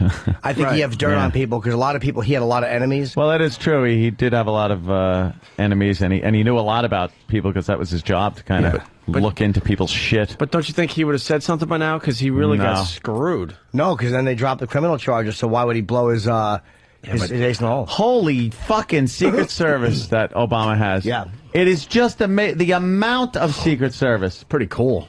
Yeah. The show of force. Cool. He's the most protected candidate ever. Yeah, he has to be. I've asked you this a couple times. Have you've ever seen the motorcade go by? It's a sight. Yeah. Hell yeah. No, like where you're literally on the curb. I saw it coming through the city, George Bush. It's amazing. So the helicopters coming in. Yeah. Marine One. It's just amazing to watch. Pretty cool. You get sucked up with the energy that causes. Yeah. But you think there's going to be more for him? Well, yes. You really do? A hell of a lot of Secret Service protection. And he's the kind of guy, being the young guy that he is, and with the way he ran his campaign, who seems like he'd be out in the public, and want to press the flesh, as they say. Yeah. But wow, I don't know how much of that they're going to allow him to do because obviously there's people that have bad intentions. Yeah. Is he here? Okay. Noah's really fast because I know we got Bernard Hopkins coming in here in a second. But the Obama thing, where they said now that he's president, like they swept him away to read like secret documents and all that. Yes, I was saying that yesterday. It's like the first thing they do. But the first thing they do is here's your security briefing. And they give you a bunch of these secret documents that you get to read, that you're privy to. Which proves our point and Bill Burr's point that you're not really... There's other people above you because they're holding on to the secret documents until you become president and then say, all right, here you go, you better read up on this stuff. I would think that... It's like sitting there and then you must go, holy shit, here I go. Let me crack this open. Big breath. What do we got here? Oh, my God. Wow, they really don't like black people. I'm in a quandary. It's actually written here. Right. But that, I thought that if it came down to maybe the two main guys, they start reading that stuff. Just in case, like, let's say Barack reads some of this stuff and goes, whoa, I don't want to be any part of this. Too late, you're in. Right. You want out now. There's no getting out. You think they throw a little something in there like Bill Burr talks about? There's no getting out. By the way, this is exactly what happened to JFK. I know it's Bill Burr's bit, but it kind of went down yesterday when they're showing them the documents. Yeah, it's that creeped me out yesterday. The secretive things that are going on, a little creepy. All the stuff about Iraq and whatever and whatnot. The more time goes on between the actual election and his inauguration, the more secure I am in the knowledge that he's just another president. Yeah, absolutely. This is going to be just another presidency. It's going to be a very democratic, very liberal. I'm not going to be very happy financially with it, but business as usual. I think so. You can argue the politics with our next guest. Yes. Let's get Bernard in here. Certainly will not. Bernard, you got to promise not to punch anybody. You're not going to punch us, right? No. Oh, my God. I like that. Oh, my God. Obama's already made him a sergeant. Hey, man. What happened? I'm in. We're all going to be partying. So you got at the White stripes House. on there and stuff. Damn. Yeah, man. There's a lot going on with that secret this, secret that, but yeah. They gave him a bunch of secret documents to read yesterday. Like, the first thing they do is hand over these documents and go, all right, here's what it is. That's why I think it's just going to be, business as usual. I think it's going to be a lot different. I mean, I'm not sounding overwhelmingly, but, I mean, he's not even sworn in yet, but already he's been set up from the door to fail. I mean, he's coming in at one of the worst times in history. Yeah. It's a tough time to be president. Exactly. So we all agree probably here that it ain't going to take 4 years to turn it around completely. But I think that once he set up his generals and the soldiers, I think that, in the politics situation, I think that the process will will pick up. But it's going to be a while. It's going to be a tough job, man. Exactly. I wouldn't want to step out. So hold on to your quarters and your dimes. Paycheck also. Exactly. Did you think it was going to happen? Because a lot of black guys I know were like, I didn't believe this was going to happen until the day the election actually happened. Like, were you optimistic up until the very end, like until it happened? Not until early voting was introduced. I think that helped a lot. A lot of young people, black, white, Chinese, whatever. A lot of young people. Not so much Chinese. Yeah, well, that's Korean. But I'm telling you, you're right about that. But I'm telling you, this is a clear sign that the youth and the younger people in America, which is the future that holds up America, really stood up. I mean, we have all kinds of computer technology, YouTube, where you can go and look at like debates from last week or 2 months ago, and then make your decision who you're going to vote for. It was the backbone of the youth, the backbone of the colleges having rallies. This never been done. I'm 43. That I remember in any time where the overwhelming of, say, from 25 to 19, from 20 to 26, that was really talking about. You got rappers talking about voting. I mean, for whatever reason. So a lot of young people got involved. A lot of young people was physically involved and speaking about it. I mean, celebrities always have their little, say here and there, but that was overwhelming.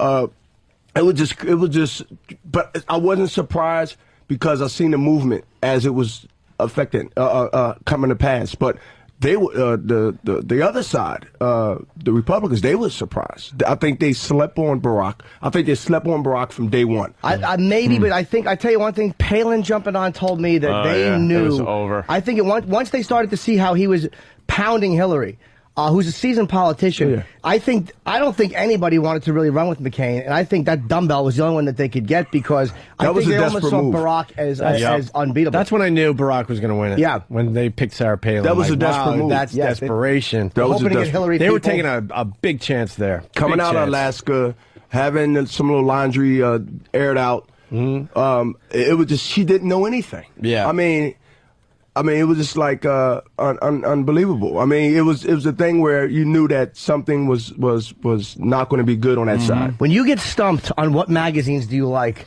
you're in deep shit in a political arena. When you can't answer that one. Well, they airing her out now. To save McCain's brother. Well, he's kind of old, but still, he still want to be in somewhere in the politicians. He's still going to be Arizona's guy. But at the end of the day, she's being thrown on the bus like. And rightfully so. And how scary is it, though, that people are like, oh, yeah, we knew she was a dumb bitch. We just couldn't say anything out of this politeness that we had. It's like, they said it, but they was diplomatic about it. Well, it's coming out today that, that everyone knew. But they didn't want to report that on Fox. Oh, yeah, they are airing it out behind the scenes. And we're like, why not air it out when it's going down, man? Can you imagine if wasn't early voting and something happened like alleged Miami situation a couple of years back, 4 or 5 years back? Can you imagine if she would have got in? Right. Oh, that's scary. Now, okay, we got to deal with a scary situation now. But can you imagine hearing all this after the fact? Yeah. I mean, what if the mistake would have became reality? Yeah. I would have moved to Costa Rica somewhere. Every dime I made in the ring, I'd have been out of here. They go, geez, her own people are calling her an idiot. But in all fairness, they could be saying the same thing about Biden. Behind the scenes. Well, wait a minute. Wait a minute. Now, I'm a Delawarean. I've been living there for 11 years, originally from Philly. Wow, I thought I was safe with that one. I mean, exactly. Biden has a lot more knowledge than Sarah Palin. I mean, we all agree to that. Absolutely. I mean, if you had a choice between the two, you would take Biden. Simply by being male. No. One of the reasons. My point being, maybe we don't have to deal with that monthly stuff, My point being, maybe those two don't get along, behind the scenes. Who knows? Who knows for real, But it's going to be interesting to watch, though. We're going to have a lot of talk radio about this. I'm into it, man. Oh, yeah. I'm into to see what happens. But I tell you, the bar is high. And it should be in some ways. In some ways, it's going to just come with the territory. Like being a champion, like being a talk host. Things come to you that you just got to deal with. Barack is going to, people are going to expect things in 6 months. That's not fair. That ain't people are going happen. to expect things in 2 weeks. I'm telling you. They're going to have no patience. Hey, exactly. It's going to be people, I hate to say it, it's going to be people that's black that think they ain't got to work no more. It's going to be people that's white that think they ain't got to work no more. The thing is this, is that Barack is first of all, he's a politician that has to I guess he has people he has to answer to too. I mean, he got a we got a Democratic Michelle. A lot of people in the Democrat as far as the Senate and things like that more than ever. But at the same token, I mean, things got to get voted on. Right. Things got to get vetoed or whatever. So it's not a one-man show here. What difference? I was going to just say really fast. How do you keep your brains fighting so many fights? Well, you're a smart guy, man. Well, ducking helps. Ducking. Ducking help. I mean, that's the first order. When I talk to young fighters, and I've been boxing as a professional since 1988. Wow. I started as an amateur at 8 years old, come from a family tradition of boxing on both sides, mother and father. The first thing I tell a youngster when they come up and ask me because of credibility is that, forget the left hand, forget the right hand for right now. Yeah. Learn how to duck. Yeah. You understand what I'm saying? So if you put them in the gym and you set up a situation where things are coming at them, hammer, chisel, whatever, you learn how to duck first. You know what? I just want to finish by saying I think I lost more brain cells doing talk radio than you did fighting. Boxing, yeah. Right. 1988, my first professional debut. How old were you? At that time, I'm 43. I say 23, 24. And it was a loss, right? Your first fight was a split decision to a guy, Clinton Mitchell in New York City. Yeah, he was from New York City, but we fought in Atlantic City. 49, 5, 1-1, 34 knockouts. Wow. Yes, never been knocked out. Been knocked down once, 15 plus years ago. Never been cut. I'm blessed. That knockdown. In 1995, I went to Quito, Ecuador, for the guy from Ecuador named Segundo Mercado, and it was a tough fight. I'll tell you this. No doubt. I knocked him down once. He knocked me down twice. I left Quito, Ecuador with a draw. That's a win from American side of things. I mean, I went to another man's country and fought my heart out and got a draw. What was that like for you, though, to be knocked down for the first time? Like, did you just hit the canvas and go like, holy shit? I'm sitting on my ass and say, how the hell I get here? Yeah, what happened? But then, you eventually, if you're not hurt, and, it's like a flash knockdown. You on your seat of your pants. You look up and the referee's counting. Get to 10. You're out if you're not up. But I can understand a fighter that maybe been knocked down a few times. But that for you, did that do anything to your confidence during that fight? Did you go, holy shit, I might be in trouble now? No, I said I'm going to kick his ass when I get up. Oh, that just pissed you off? It pissed me off. That's the difference between a fighter and us. I go, oh, boy, please don't hit me again. He gets angry. Yeah. I'm going to really kick It kicks into another gear. You're like looking up like, wait a minute. You know what I mean? Holy shit, I'm on the ground now. So it's like, you get up. Damn. If you got your bearings, you get up. Yeah, you got into boxing because of a prison stint. Is that true? Well, no, I picked up boxing. I picked back up and I resumed boxing once I went to the penitentiary at 17. But I've been boxing since I was 7, 8 years old. Okay. Part of that was a thing that I use to get things that I want, to intimidate and to get the respect in the neighborhood, because you had the lambs and the wolves in the neighborhood, and of course I ran with the wolves. And when you got that type of respect and power, no matter where you're at, especially in the hood, it brings power like any other CEO, any other person that has people attention, whether it's negative, whether it's positive. You're like a magnet. People want to be your friend. People are afraid of you because what you can do to them. So that, I became drunk with that. I became, it's like this, like I'm the king of the neighborhood. I'm the king of the jungle. And you had other little kings here and there that eventually y'all clash and eventually y'all become friends, kings of kings, or y'all become enemies.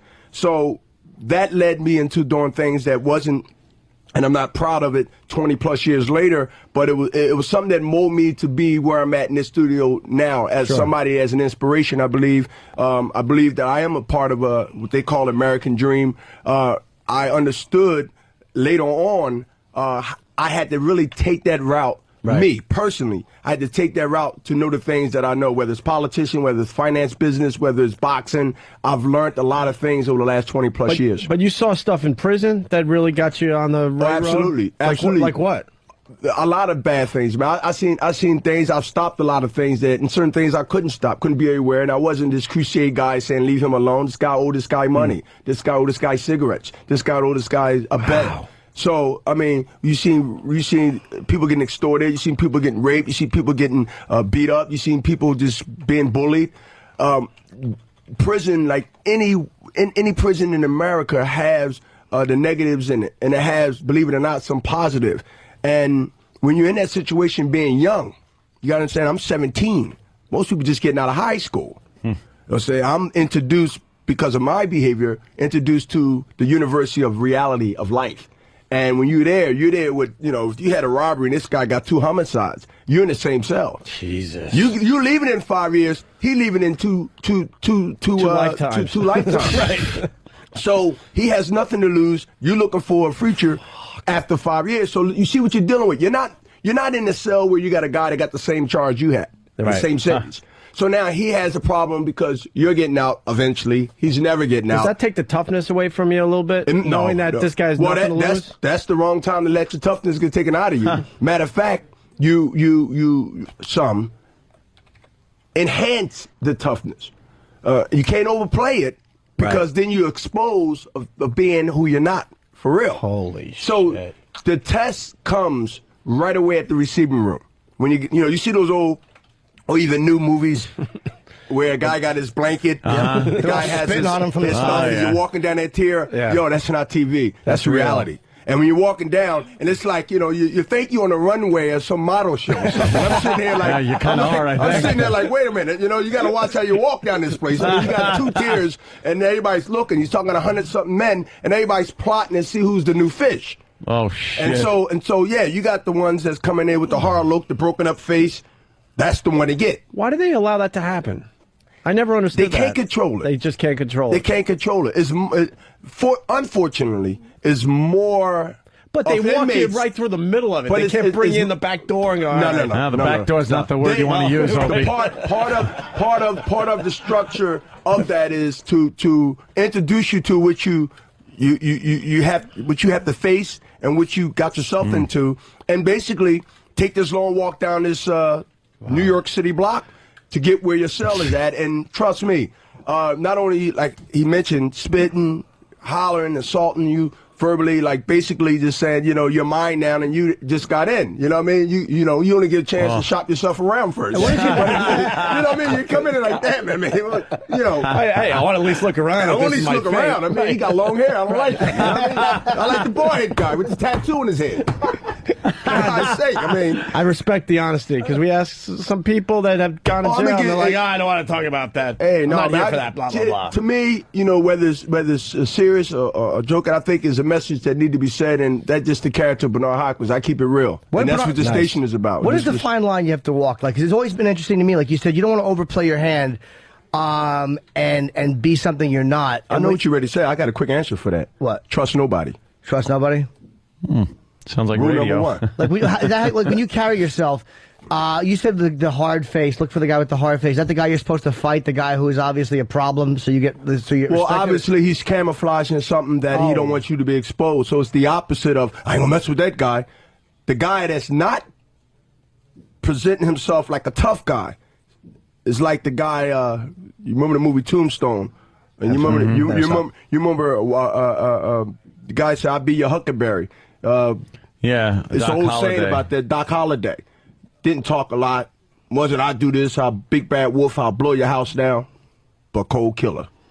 They the guys that don't have that facade. Here I come. It's like the guy in the neighborhood, the bully in the neighborhood. The first fight he get into, he's no more the guy that everybody respects. Matter of fact, they find out all this time he can't even fight. His size, his voice, his demeanor scared most people. But that's what I mean about that facade. And then you got those who live up to. I mean, it's a catch-22 depending on who the individual is. You got some of them guys that just look like that, just had that look and can back it up. It's like a fighter. You go in there, you're talking this and that, you going in, and the guy get hit in the stomach and he don't get up. There's another guy's face, because I'm always fascinated by the stare down that you guys do.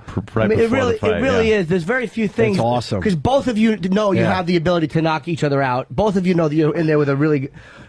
Is that a real moment? I have the advantage though. You do with the stare because you have a better stare, or you're not afraid of his. Look at it. It ain't a better stare. It's a stare that I had to have, and it had to be something that was. was credible and something that was serious. And it come from D-Block. It come from walking down that tier. It come from being there for 56 months. And I want to emphasize young, not 30, 40 years old. I've been back 20 times and I'm used to it. We talking 17 years old. Okay, you talking, yeah, I've been in reform schools, I've been in juvenile facilities, but this is like Rawway in Jersey, in Philadelphia. It's called Greater Ford. It has that type of maximum security flavor to it. So when boxing became the most important thing of keeping me out of prison, the stare, the intimidation, the body language, that plays into the sport that I've been in for 20 years, and how convenient for me to be at a press conference, to be in a ring, where a guy's talking about doing something to me prior to the fight, and he looks at Bernard Hopkins' face, and he looks in my eyes, and he sees something that he never seen in the other guys he fought. That doesn't come from training in no gym. Trust me. That doesn't come from no reading a book or watching a film of a fighter. I had to keep that credibility in my demeanor 5 years of my young life and survive those years with serious dudes, serious guys. I had little robberies. These guys had homicides. These guys killed their brother, some of them. You got to understand, Jesus Christ. When I'm looking at a guy, he sees totally different than what he's seen in any other fighters, because I'm bringing that in my demeanor, and it's the truth. It's what I lived. And so that's an advantage for me.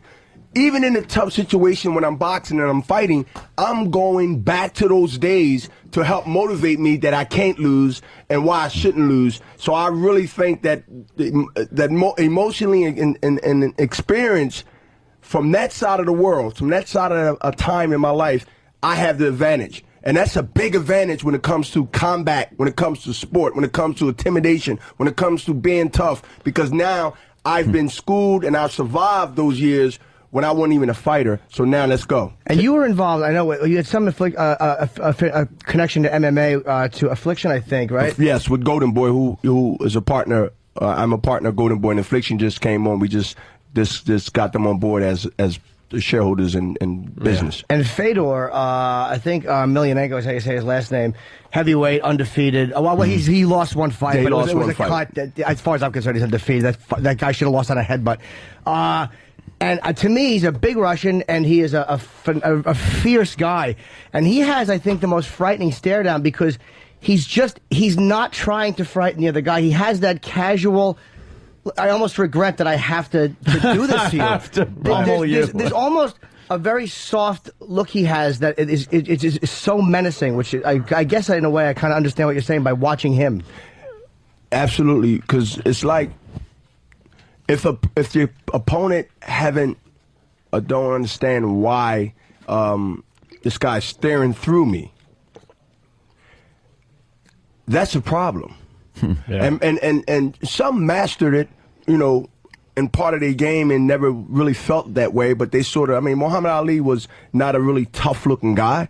But Muhammad Ali used his charisma. He used his mouth and his taunting to get under guys' skin. Sonny Liston, Joe Frazier, called him the gorilla. Had a dial hitting the gorilla like that. But these are the things. These are the things publicly humiliating these guys. We're not used to that. But you got those serious guys.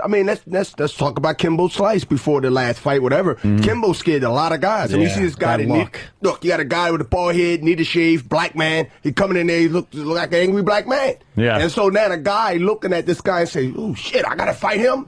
Automatically, 90%. The other 10 is the physical, when it actually happens. Fight is over. Yeah.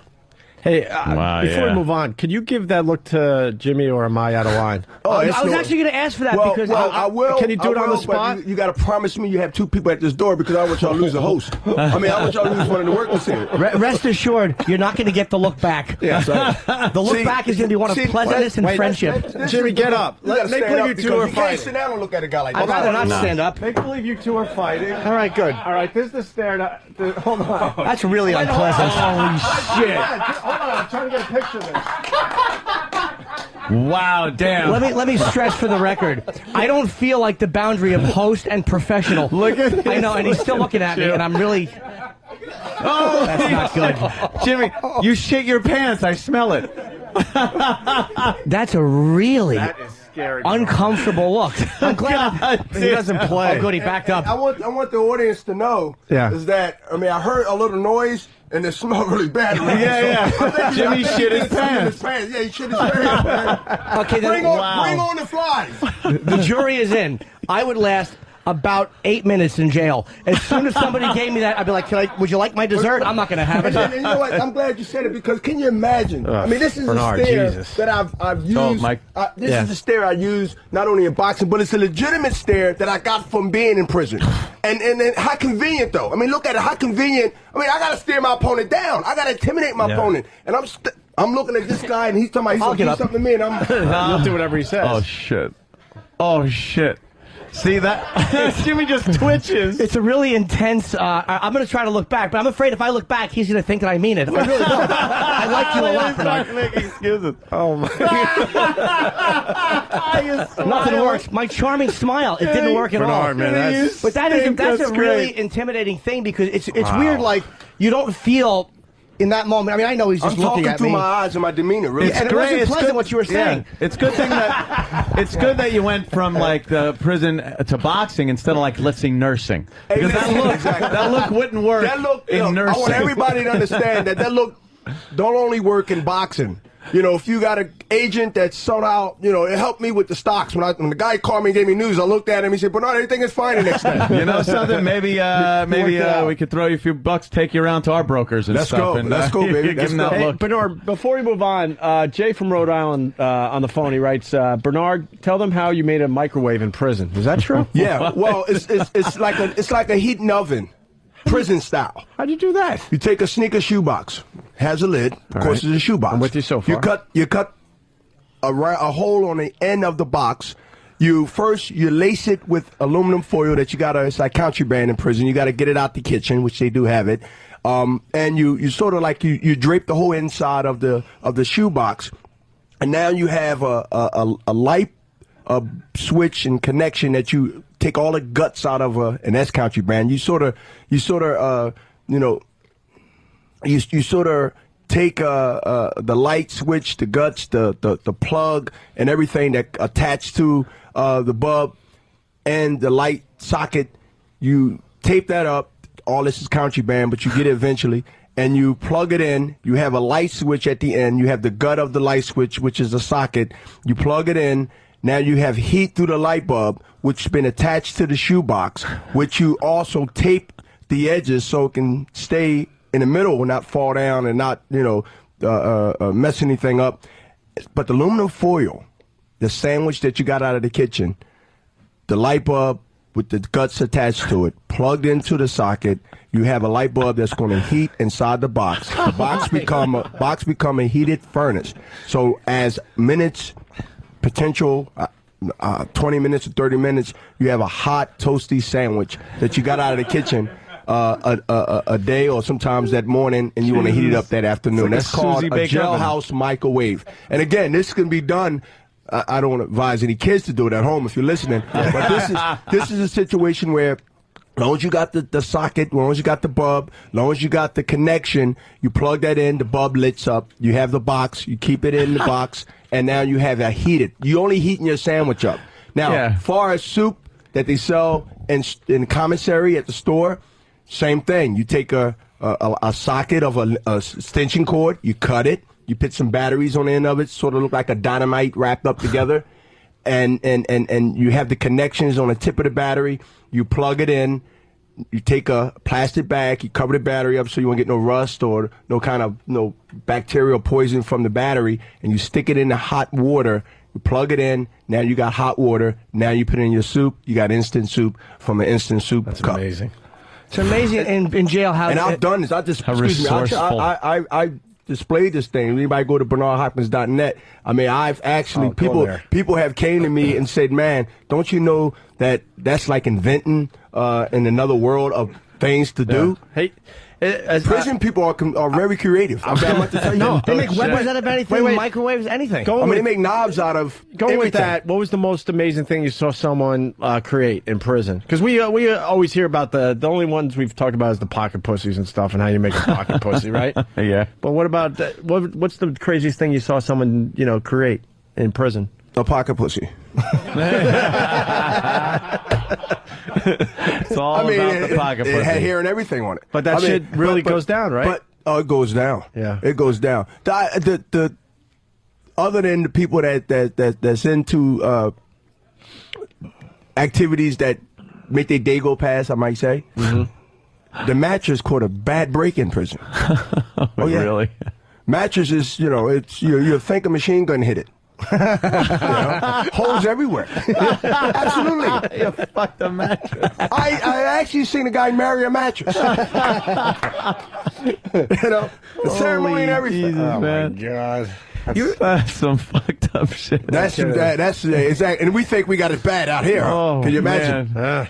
Yeah, it's scary. You see guys doing a double life sentence who's going to be doing that forever. Listen, our magazine, we ain't going to get no free commercial. Any smoker magazine, I'll just say it that way. Any magazine of luxury, tremendous looking hot chicks in there.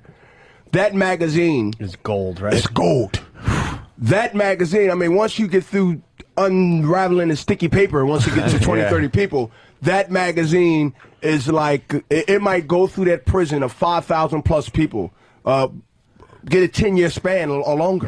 Wow. Yeah. Like now, I must say that some pages will be taken out of that book. Yeah. You know what I mean? But that, those books last a long time. Who's the last chick left in the book? Like, what kind of skanky bitch does that have to be? Exactly. A pristine page. Exactly. Everybody in that page get married to 30, 40 inmates in 1 week. They probably protect it like they protect the Declaration of Independence and put it in a glass case and just pass it around. How do they know? This is always bothered me. This is Bernard. everyone's fear about jail. The thing that keeps society honest is the fear that we're going to be raped in jail. I mean, that really is what keeps men behaving, is the fear of that. It's a little different now than back in the day when they had from the 70s and the 60s. But do it still go on? Yeah, but not as much as people wanting it to be their lifestyle.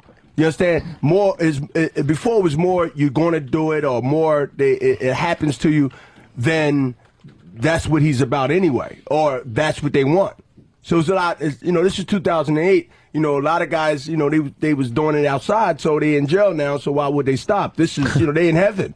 So almost like you don't have to rape people. If enough guys a rabbit like carrots. Yeah. Why'd you have to say carrots? And nice. You are. It's amazing. Your boxing history. I mean, you were champion for 10 years. I mean, 10 years. I won a belt and defended it 20 times. No fighter. Amazing. But Larry Holmes in the heavyweight division and myself had accomplished not only winning that title, but I tracked everybody down and had the same type of weight title that I had, which is at that time middleweight title. So I became the undisputed championship. Guess where? In New York City, 2 weeks before 9/11. Fight was canceled from the 15th of September 2001. It was postponed to September 29th, 2001. The first big event, 20,000+ people entered the Garden. Everybody know about the famous police singing cop that sang the national anthem. That's part of my history, part of a history of America, and it's part of my history personally because I was fighting Felix Trinidad. I was a 5-1 underdog. I was 30, I believe 7, maybe 36 at the time, so I was considered old then. Now I'm considered a grandpa. And no one gave me a chance to win, literally. And you know what, the way it was promoted and the way on paper it looked, I mean, Trinidad was a bad man. He was knocking everybody out. He was undefeated. He was 7, 8, 9 years younger. And I totally dominated him and took him out in the 12th round, which was like, you got the that perfect X, the X factor. It was like, they couldn't take it. They couldn't say, draw. They couldn't say a split decision, no controversy. It was a clean beat down and then a knockout. You lost to Roy Jones. You only fought once, right? In '93 in RFK Stadium. And it was a decision? A split decision. I was at I've never been to a fight. I was at the Rampage Griffin fight, and Griffin beat Rampage Jackson on a decision. It was a 5-round MMA fight. And it was a really close fight, and I just thought to take a guy's belt, he didn't beat him. I mean, you really have to beat a guy. That's how it used to be. You really had, that you really had to actually beat a guy. I mean, for a champion of myself, and again, I'm not crying over spilled milk, but the thing is that I lost 2 championship fights. Joe Gazaki.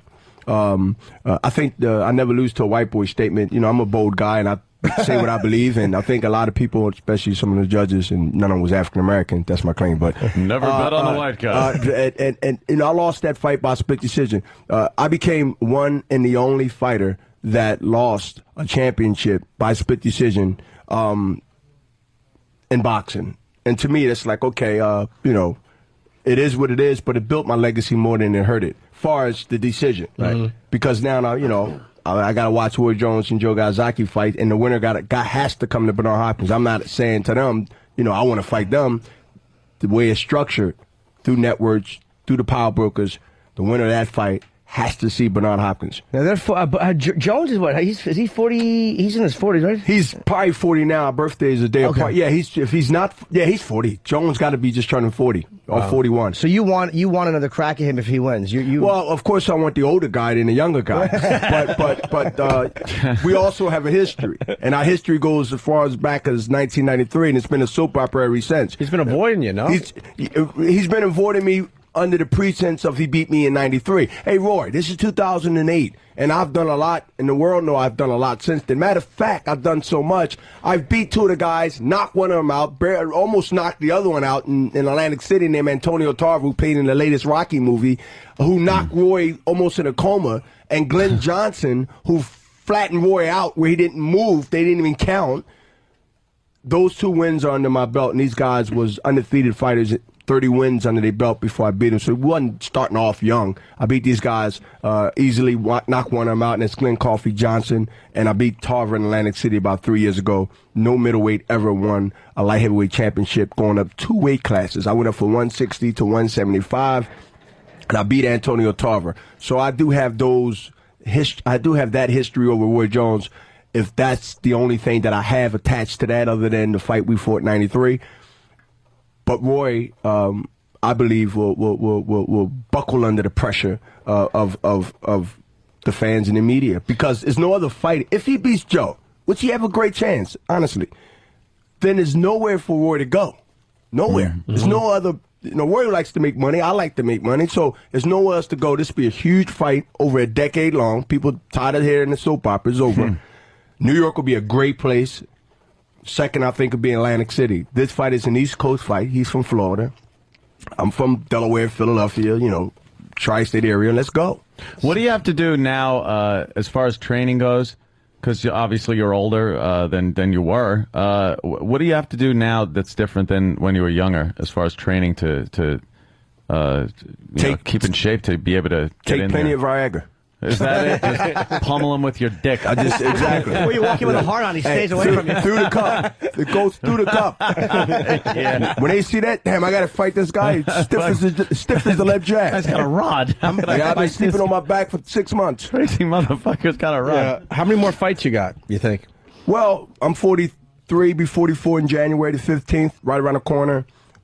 There's not a lot of names out there for me to fight even longer, which I believe if I really want to fight, I believe about 2 years, no more than 3. So being at this age, because of what I've done in my 20s and my 30s, man. I mean, you hear listening to me and talking to me, and you know, do I have aches and pains of the pounding for over 20 years? Yeah. Obviously, yeah, of course I do. But far as you know, my intellect, far as my brain, far as the physical beatdown and the wear and tear that fighters get over the years, I've been blessed not to have those symptoms as of yet. Right. And you know, I'm a guy that rarely get hit. I mean, I have a great defense, and that's been attached to me for many years. I guess that's why, you know, you're able to stay in the game this long. Exactly. And lifestyle. So, and lifestyle is most important. If you get Roy Jones and you beat him, it's a wrap. It's a wrap, right? Yeah. Whatever happens in that fight, it's a wrap. That'd because be a perfect now ending, no?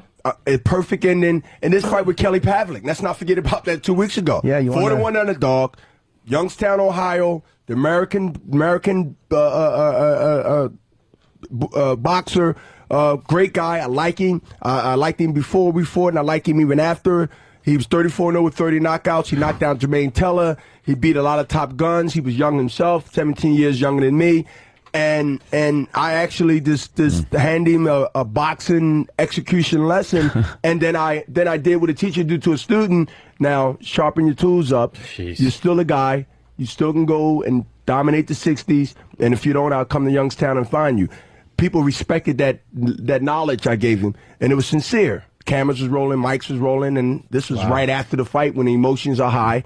But the thing is this, is that I don't need to fight any guys that's younger, because as a promoter, Oscar De La Hoya and myself have became promoters over 4 or 5 years now. I'm Golden Boy East, he's Golden Boy West. He's fighting Pacquiao in December. He's getting like $40 million purse, and the pay-per-view is going to do over $1.5 million buys. And you knocked him out. You knocked De La Hoya out. In 93, we fought. I knocked him out. 93 or 2000? 2003, excuse me. 2003, I knocked him out with a left hook to the liver.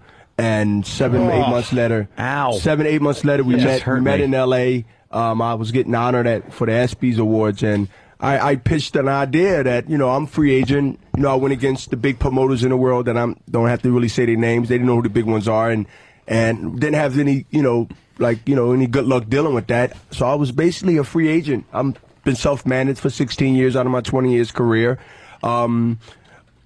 Been promoting myself about 8, 9 after that, and pitched De La Hoya an idea that, you start your promotional company, which he have already done. I would like to be under that banner. And second, I would like to, be a partner and start Golden Boy, because I have a lot of African-American fighters and Spanish fighters in Philadelphia that comes to me because of the credibility of me standing up against the powers to be, whether it's through federal court, whether it's through arbitration, and battle and won. That hasn't happened when it comes to a fighter being successful. And a big force came out to shut me down, to make me that example, and I prevailed. And not only did I prevail, I kept winning. And when I kept winning and I prevailed and I kept winning, they gave me that free commercial to slay me, but the commercial turned around and helped me, and it got me out there. Even though it was dim, even though a little cloudy, I survived.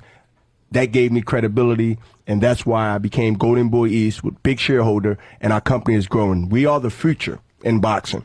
And the fight you're promoting here, it's Roy Jones versus Joe, and I don't know how to say it. I cannot say Joe it. Gazaki, and it's C-A-L, Gazaki, and it's actually this Saturday, November 8th, and it's on pay-per-view.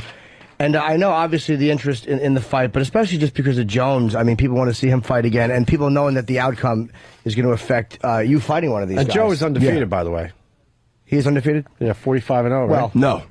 Joe is. No, you said Joe. Yeah, Joe is. No, not Jones. I didn't say Joe. Yeah, Joe is undefeated. Joe, would you concentrate on trying to end a fight pretty quickly these days? Or do you have to work on endurance more? I just know it's like endurance. Obviously you'd want no trainer, excuse me, cut you off, but no trainer trains a fighter. Cut me the fuck off. Exactly. Yeah. No trainer trains a fighter to knock a guy out in the first round or the second round, because you train for endurance. If the bonus come in and you get him out before then, great. Everybody's happy. Don't expect that, or don't expect train that. For it. Case in point, they promoted Kelly as the first guy that's going to knock B-Hop out. It was plastered all over the place, and they said, "Wait a minute, that's kind of strange and bold." Bernard Hopkins never been knocked out. He'd been knocked down one time out of a 20-year career, and got up and got a draw in Ecuador for that fight. He rarely get hit. How can this guy knock Bernard Hopkins out? Well, he's 43. He looks like he's slowing up. That's a big order for a young kid, especially when you have a reputation of a guy that don't get knocked out. He can't get knocked out, but the risk and the chances are, can you imagine Kelly Pavley had to go in there and say, "Man, I got to knock this guy out that never been knocked out." That's a lot of pressure for you, though, because everybody wants to be the guy that knocks out Bernard. Right. But it's not a lot of pressure for me, because they're all gunning for you, because that's some credibility right there. Not only did they beat you, they're the only guy to knock you out. That takes this whole thing to the roof. But yeah. I agree. But when you know yourself, without having ego to the point where it overrides the reality, when you know who you're fighting, he's a great young guy that could be better if he becomes dimensional. Like, he has to learn more, and I told him he's one-dimensional. Philip Trinidad, great fighter, he's going to go in the Hall of Fame with one ballot. But he ran into guys that couldn't make him adjust. Right. But when you run into those Michael Jordans of eras, the Tiger Woods on a golf course era, the Jim Browns of back in the day, when you run into Ali's, when you run into Bernard Hopkins of this era, when you run into these individuals, and there's not a lot of them. Opie and Anthony. Right. that can go to the point of making you adjust when you didn't plan to or train to do that. It becomes really something strange to them. Kelly Pavlik was lost. Right. In the third round, I knew, had it stayed the course, that I had this in the bag. Look at the fight. You watched the fight. It was a perfect. I mean, it got to the point where I started winding up and hitting him with punches. I never played like Ali or Sugar Ray Leonard in the ring, but I felt that great after the fourth. That's got to suck being that guy and going, oh my God, this guy's got me so thrown, I don't know what the fuck to do. Well, it got to be suck for anybody that's 26-year-old getting beat by grandpa. I mean, can you imagine? I'm putting my teeth back in after the fight, and I'm grabbing my cane. I'm getting the hell out of there. And they see somebody helping me to the car. I mean, this don't hurt you. This don't help your ego. And you got to go home and tell your girlfriend, your wife, look, I want some breakfast. Yeah. She's going to look at you and throw it in your face. Grandpa beat you have no credibility when you get beat up by a 43-year-old man and you're 26. Make sure you retire without getting knocked out. That would be cool. Oh, that would be great. I doubt that it happened. I mean, I got a wife for 17 years, and she, if I don't act right, she can knock me out in a lot of ways. My knowledge of boxing isn't the greatest, but is there any really great fighters that retired without getting knocked out? I don't know off the top of my head. Yeah, it's a lot of. What's one big huge name that went his whole career without getting knocked out? Before he left, or why he was in his career? Oh, you talking about the whole career? Yeah, completely. Yeah, that's what you got going on I don't think anybody. I think everybody's been knocked out. At least once or twice. Was only a Larry Holmes got knocked out by Mike Tyson. Oh, God! Later in his career, I forgot about that. Again, that makes his point. Yeah. Later in your career, that's get knocked out. Period. Young, old, late, especially later. Right. No one has ever. He was no one, right? 49-0. If I stop tomorrow, I'll be the first one. Well, you beat up Roy Jones. You get out. You write the book. You haven't written the book yet, right? A lot of offers are coming. No, I haven't did a book. You got a book. I never did a book, anything. But not only in the book thing is so great, but it's the thing of my business savvy. I'm a guy. I still got my Costco's card. Gave him a free commercial. Send a check. The thing is this, man. Is that I've learned business through boxing. Now, how did you? A lot of boxers fuck up so badly during their career and after their career, they end up destitute. How did you learn that? Did you have a mentor, somebody? No, hell no. It was the opposite. It was the opposite. Case in point, no names, but I can tell you, my first big fight, first big payday was with Roy Jones during '93. I had a promoter at the time, and the fight was $750,000. A parity fight, split $1.4 million. I was number one contender in the IBF. Roy was number two, so I had bargaining power. I'm the main guy. Roy was the guy that they want to promote. Silver medalist, should have won a gold. They needed me. The promoter was smart enough to use that for his leverage. We got a parity split, 1.4. Well, I didn't know the real number until after the fact. Learned it in federal court. Oh, shit. After the breakdown, out of $700,000, I got $80,000. Oh, after taxes, I got less than 50. Sure. That woke me up. Yeah, huh? $700,000. I paid attention to that when I was young, but I never had knowledge to even question, well, why is $700,000 reduced down to I get 80? Yeah, show me where it went. But no one want to give you information when you're a fighter and you're going out to these people because they all play together. They all boys of the Good Old Boy Network. So when you go and ask questions, they'll say, well, there's a problem. Then they'll pick up the phone. Hey, man, guess what? He asked me about this question. So they all you can't really cover your tracks to something that's been done, but they sort of have they game face and they soundbite for you. So if you go this way, go that way, they already prepared to tell you. Wow. The BS. How do these guys not get the shit beat out of them by the fighters? That's the thing that and again I know that that we're not promoting somebody to take a gun and do this and that, but the thing is a lot of fighters are not in great situation. A lot of them from New York that I know, a lot of them from all over the place get exploited. Let's be clear. And I'm letting everyone know now around the world that boxers, we don't come from a school of Harvard University. We don't come from a background of the least education. Right. And again, I'm not saying that's the fighter's fault or one way or the other because there's so many avenues to be educated. But I'm keeping it real. We're not basketball players. We're not football players. Where at least you got to go through some type of teacher and some type of school, to even play ball. You have to do something. Especially now, things have changed here and there. To at least have some education of basic stuff, reading and writing. Know the difference between advance from your purse and a bonus outside of your purse. These things here are missing. Are we catching up? Yes, but are we so far back? Yes. A lot of fighters don't know the difference between conflict of interest. So a lot of fighters don't know the difference between you cannot or you should not have the promoter's lawyer representing you, because if you, or the promoter's brother or father or grandson representing you as the manager and the father is the promoter. I mean, where do you go? Where do you go for your best commercial interest? You go right where you got to get the numbers, the money from.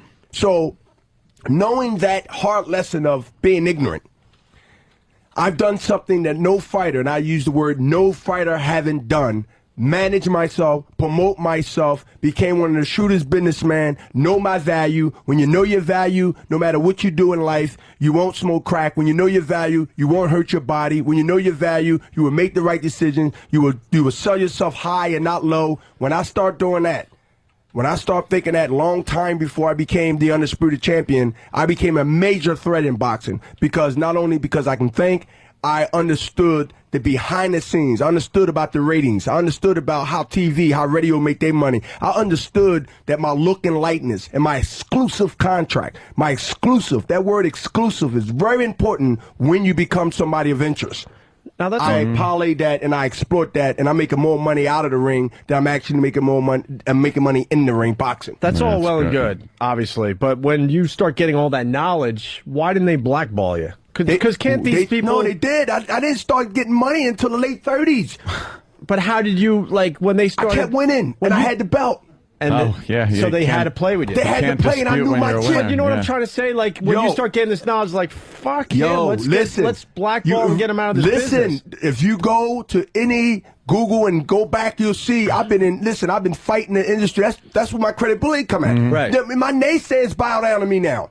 Because the thing is, when you got this knowledge, I told you about that commercial they tried to give me. It wasn't a commercial of intent to boost and to enhance me and say, look at this great guy we got. Sure. It was a commercial saying a fighter trying to manage himself and know the market and know the value and know boxing between the TV stuff and the radio, how they make extra money outside the game. They wanted to exploit me and give me that. You can't do it, and the fighters that's watching, you can't do this thing on your own. You need to have an agent. You need to have a manager, and you do starting off.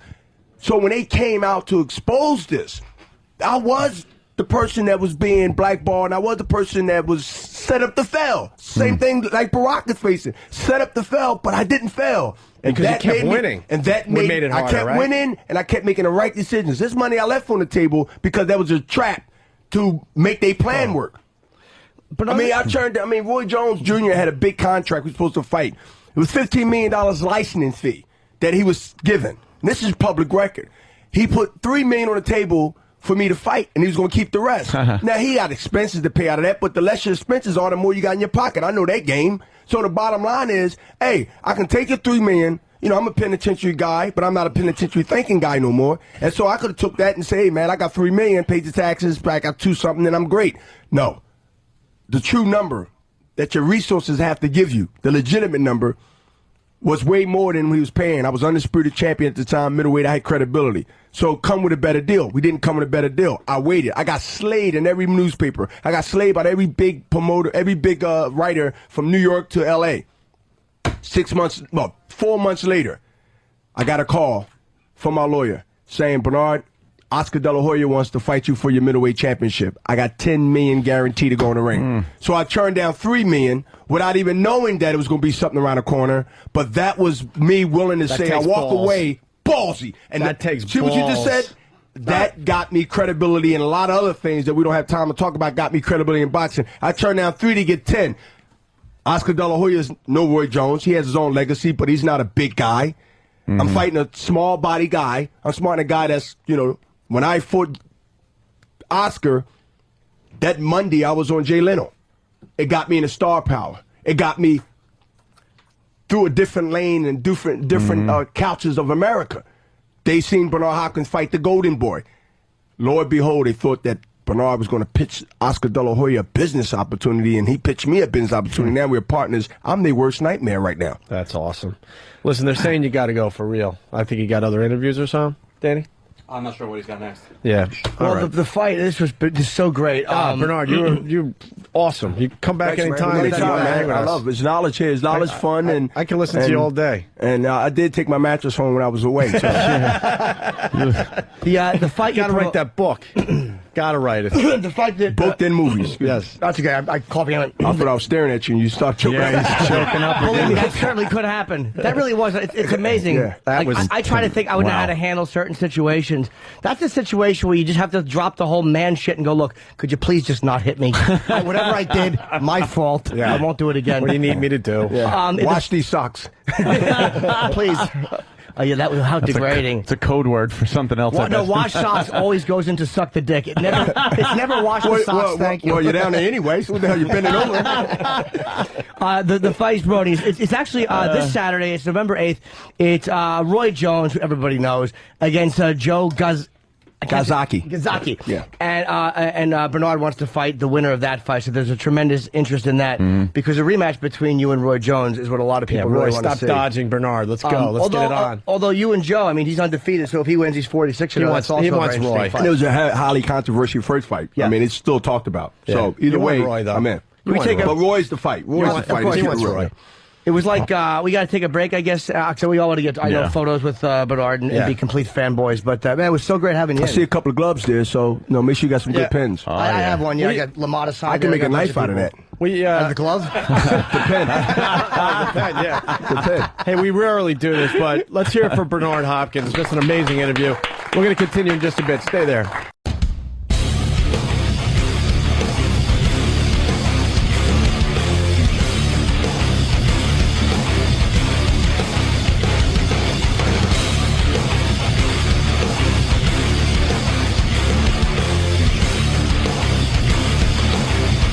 How good was Bernard? Bernard Hopkins. Great Bernard Hopkins, man. Love that guy. The fight he's promoting, give him one more hit. It's the Superman Roy Jones versus Super Joe. Because I can't say this guy's name.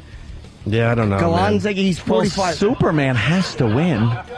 Superman over Super. I can't say this guy's name. It's like a Polish name, but he's 45-0, and you got Superman over Super. Yeah, Superman wins every time. Superman has to win. Yeah, and we were talking in the break about Sam has to get me, whoever Sam is, a copy of that video. Because I would love to see that video, just the whole video, just because the guy's a champion for 10 years. But that stare down, it's a weird moment because look, I understand that the guy is not gonna hit me. We're just doing it for like the audience and stuff. But there is that thing where he's a guy named Bernard, I'm a guy named Jim, and he's staring at me horribly. Yeah. And it's fucking really intimidating. It's intense. That is my worst nightmare look. That is like, I never want to see that because look. I'll tell you why. Because, and it could have had a smile to it. It didn't matter. Yeah. The fact that, with that look, that there's a guy who you absolutely cannot psychologically back off. No. Like, you can't save your dignity and end that fight. You have to go, look, please, let's just not fight. It ain't I don't work. want to fight. It's like the Terminator. You can't be reasoned to or bargained with. Yeah. Basically, you just got to take a punch. Like, just throw the punch at him, hoping that will annoy him to hit you hard enough to just knock you out with one.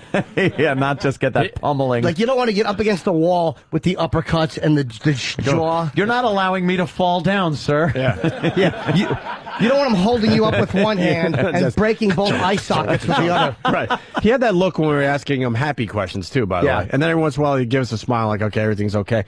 And I love pointing out the obvious. He mentioned Oscar De La Hoya. Did any of us go down that road? Oh God! That's why I mentioned De La Hoya, and that was exactly why. And I'll tell you why I didn't go down the road of the dresses and how we all kind of want to fuck Oscar now. Let's be honest. Because he's such an honest guy. And I didn't want to put him in an uncomfortable position because he mentioned the business partnership immediately. Yes. And I'm like, it's like. The guy's talking about prison and everything. The odds were none of us were going to bring that up. No, I wanted to. That's the beauty of us. We go for some of the soft. I wanted to. We all wanted to. But to me, it would have just been he wouldn't have been able to answer it because hey, they got a big business deal. But I should have. I wish I would have. But I was like, Could you see if he just went, oh, yeah, he walks around the office like that? Yeah, it throws us all off. Nobody wants to hug him in the clinch. Sure.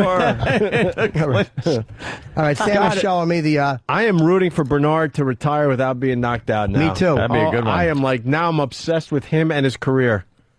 That would be a good one. It looks like a man intimidating a turtle. That's what our stare down looks like. It's a man staring at a fat-necked reptile. And the whole time I'm talking, he's just eyeballing me. Yeah. Yeah, that's his game, man. Where's that instant feedback that came in? There were two really funny ones. And obviously the one I wasn't sure if I should even... I might have threw it away. Did you? I might have. One guy said that, I want to give him credit too, whatever. You know how they were talking about the porn magazine? Yeah. And how they passed it around for 10 years? And this guy wrote, the last guy that had it, he dropped it and it shattered. Great line. And then somebody kind of took a shot and said something about, oh, great, he made an easy bake oven in prison. Yeah. The Tough Fighter made an easy bake oven with the tin foil and the light bulb in a box. But that's an easy bake oven. What the fuck, though? Did you invent that? No. Exactly. Those guys in jail, it is amazing the stuff they cook. The weapons are one thing, but to be able to create a microwave to heat up and have a toasty sandwich. How do they have time to forcibly rape people when they're building such amazing things? Because there's a lot of time there. while your sandwich is heating, you have a half hour. All right, that's true. You could bang some poor new fish. But that's a guy, no matter how big you are. Like, and again, I don't know prison mentality. Oh, he's going to throw down. If you're a bigger dude than him, and there are obviously guys in jail that are brutally tough dudes. Yeah. But you know that he's going to be a major issue. Yeah. Like, you're not going to be able to fucking hassle this guy without at least getting something knocked out of your mouth. I got a new favorite word, too. What? Bub. A light bub. I'm going to say that now for the rest of my life. Light bub. When I have to go, I go, the bub burnt out. I need a new bub. You know, if Voss said bub, there'd be laugh tracks. Wait, what did he say? Yeah. Replay it back. Yeah. Holy shit. Voss, you're an idiot. Not one of us was willing to correct him on his pronunciation of bulb. I'm not even, a what? A bub. You're saying it wrong. Because now that's officially the way it's said. He's from, that's a Philadelphia thing, too. Like, because Keith Robin will go fully. The Philadelphia guys have the weirdest fucking accents. Yeah, they do. And all they do is fucking punch each other in the face. Yeah. Maybe that's why they have a weird accent. Philadelphia. They've just been punched in the mouth so many times. In Philadelphia, you either you either fucking run a cheesesteak stand or you become a champion. It's all these guys. It was fucking this. And marry a rich shock jock. That's a damn good point. I'm a beaten man today. Go ahead. Take your shots if you need to. Take your shots. I know. I'm an easy target. Yeah, go ahead. I'm an easy target. There's Hopkins. But you know something? What am I talking about? Who cares? That was a fucking great line you had. I'm still making my Philly point. But you know something? My friends like me. My family likes me. I like me. I like me. He's not sure. No, you don't. He likes himself. God, no one likes you. Brilliant. Ali. Frazier, the little gorilla, I forgot about that. Oh, my God. Ali used to do. Ali was such a prick. He would just humiliate you. Dude, the fucking, when he would do with the George Foreman and the mummy walk, just mocking him. He would take a stuffed gorilla and punch it. Yeah. Like and talk about how he's going to do this to George Foreman and call it George Foreman. That interview flew by and we couldn't get to the calls. A lot of great calls. One guy said before the Trinidad fight, Bernard went to the press conference and threw like a bag of beans at him. I don't know if that's true or not. I wouldn't doubt it. Take a page out of Ali's book. Hit him. He fucking, what was it? Ali was so great because these guys, like when Sonny Liston was going to fight Ali, another Philadelphia guy, Sonny Liston, as was Frazier, these guys are not used to being humiliated. They're not used to being talked about like in embarrassing terms. Not called a gorilla or a mummy or you want to lose your money, bet on Sonny. He was just running circles around him. He was humiliating Sonny Liston. And these guys were, Sonny Liston's a killer. These guys aren't used to being embarrassed. It just sucks to see Ali like he is now. They say that's Parkinson's, though. That wasn't the fighting. Like Meldrick Taylor, another Philly guy, got fucking, like he's got brain damage. Some kind of fucked up brain damage. Yeah, it is. If you take a lot of headshots, your brain bouncing around inside your skull, it's going to get fucked up. Yeah. Just is. That's what happens. Isn't it amazing how when you're around a guy like that, who's not only done time in jail, but like is a professional, champion fighter, you turn into like little fucking kids. Yeah, I know. Correction, we are. Little girls. We turn into little girls. Did the man hit you hard? What happened? The man. Jimmy, let me ask you something. Sure. Was he more intimidating than when Liddell comes in? Yeah, I'd say yes. Right? And Liddell is like scares the shit out of everybody when he's sitting there being just nice. No, because he was black. Seriously? No. I would say no, and I'll tell you why. because Bernard was more immediately talkative when he came in. That's true, yeah. Like, he was a guy who came right in and just started chatting about politics. Yeah. Good personality and shit. Yeah, Chuck's a quieter dude, so when Chuck just kind of sat down, and I was like... You couldn't read him, yeah. You knew he wasn't going to attack you, but you're like, this is a frightening dude. Where do we go from here? And, you know, he turned out to be a great guy. It was very intimidating at first because we were feeling each other out. But whereas Hopkins just kind of sat down and was like right off into Obama and politics, you kind of knew, like, all right, at least we'll be able to have a conversation about politics, if nothing else. Right. But, you know, in an alley, either one of them, you know, do I want to get my fucking legs broken and punched or just knocked out by Hopkins? It didn't matter. Unbelievable. Yeah. I mean, a lot of people look at me and they think, like I know I come off as very tough and physically intimidating, but it's all hard. Yeah. Jesus, Jimmy. You certainly do. If someone like that wanted to hit me, I would actually take off my shirt and offer him to titty fuck me. Yeah. We have a Ron and Fez spy report. Neil in Canada. Spy report. Hey guys, I was at the Joe Rogan was up here in Edmonton last night at one of the Indian casinos. He had about 1,200 people there, and at the end of the show, he was doing a Q&A, and this one douchebag. I know you guys don't feud with Howard anymore, but he kept saying Baba Booey and when are you going to New York and be on Howard's show, and then Joe just said, you know, I don't get to New York too much, but whenever I'm up there, O&A is my favorite show, and I always try to do their show, and I thought that was so cool. That's great. Rogan's a good friend, man. We love Joe. We wish he would. Another problem. Yeah. Oh, fucking Joe. I got a picture with him after the show. He's a pretty thick guy. Not too short, not too tall, but pretty thick. He would just. He'd fuck you up so bad. Big meaty Jimmy, hands. You got to come up to Edmonton, man. He had 1,200 people there last night at the show. I would love to go up there, man. That venue. If you Canadian racists could get together, we would love to go up there and say hi to you. It's been 4 years. We've been promising a Canadian trip. How cool would that be? We got to figure out a cool place. Is it Montreal? It's definitely not Toronto. Vancouver would be the spot, I'm thinking. I want to go to the Northwest Territories. Edmonton's nice, too. We got good-looking girls up in Edmonton. Huh? We got good-looking girls in Alberta here. No, you don't. Is Alberta... Just ask Voss. Go to Bonnie. Ask Voss? Well, Bonnie is beautiful. He lucked out so bad with Bonnie. He's an old go to Florida and fuck grandma kind of a guy. Well, all right, guys, I mean, if we do go to Canada, it's like we're talking right over the border. No more than an hour over the border, tops. So maybe Montreal's out. Thanks a lot. All right. I got an update, too, by the way. Yeah? I will not be on CNN. What? What happened, Jimmy? The segment on D.L. Hughley's show that I was supposed to do. Jim Norton will not get that picture. It's perfect for him. It's going to make him a big star. No, I don't. It wasn't me. I think they removed the segment from the show. I don't know why, because D.L. I know why. I'm going to guess. He's dealing with the same shit we all deal with. I guarantee that it probably was a little too... They probably wanted D.L. to soften it too much. Because I'm not going to say what the line was, but there was a line in there about assassination, because I was going to play a white supremacist. Not a serious line, but D.L. said it and I responded. It was a comedic line.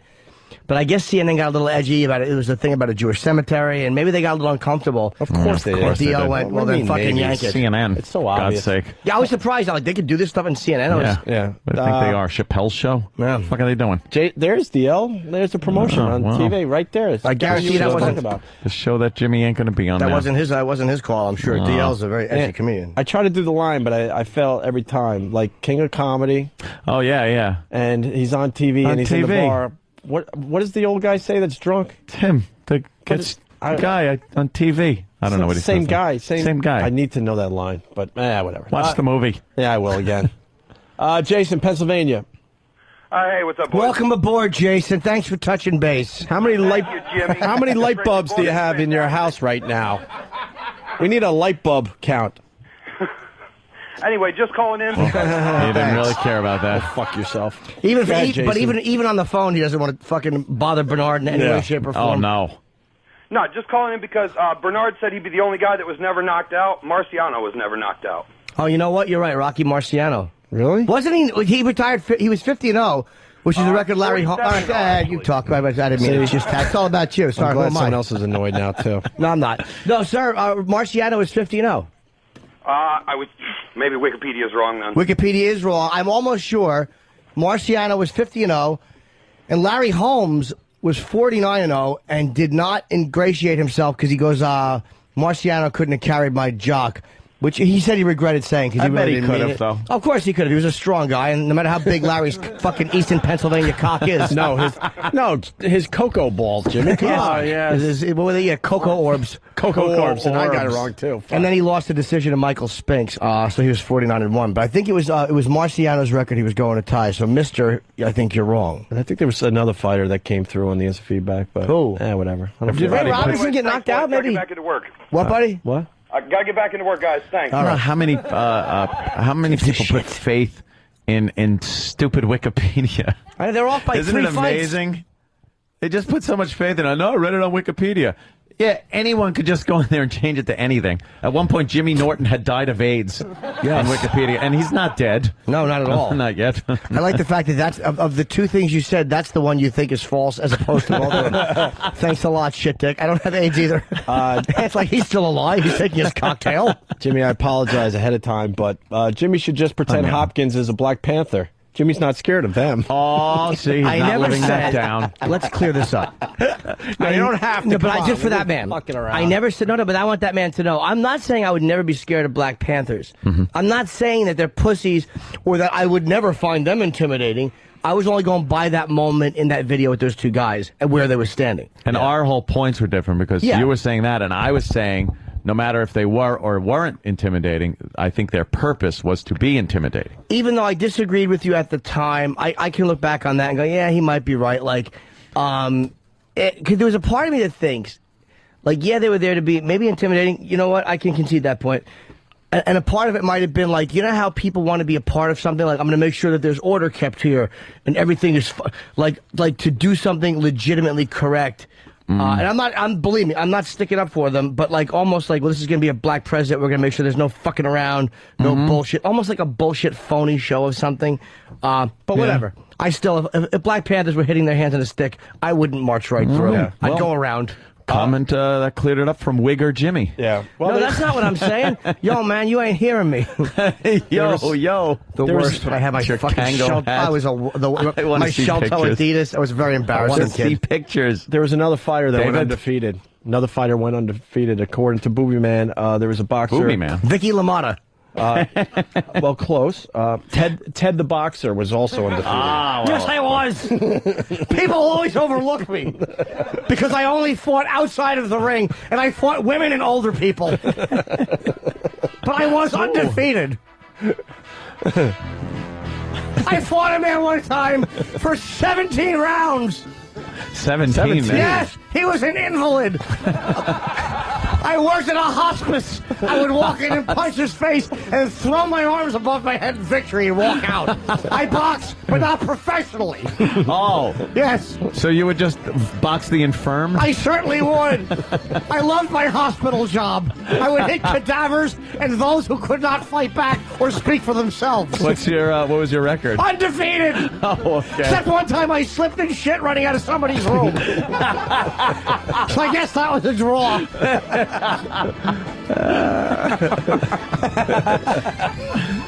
Ted the Boxer. Yeah, Ted the Boxer doesn't take any gunk. No, he doesn't. That's right. At one time, I pushed Adrian down when she was pregnant onto a bag of pet food. Good for you. Yes. And I punched Mickey after Clubber Lang scared him to death. I hit him because he came to my hospital. Oh, they brought him there? Yes, I went and I punched him in the face because I didn't like him in the Batman series. He frightened me. Frightened? What else frightens you? Oh, a lot of things do. Ghosts. Ghosts. I didn't like the way that Bernard Hopkins stared at me. That was very unpleasant. I was about to say some shit. Oh, were you? Yes. What were you going to say to him? Goodbye, I'm leaving. Ted is a chicken shit. Beats up on the sickly and the dead. Nothing gets my blood boiling like when I see somebody really old who can't move below the neck.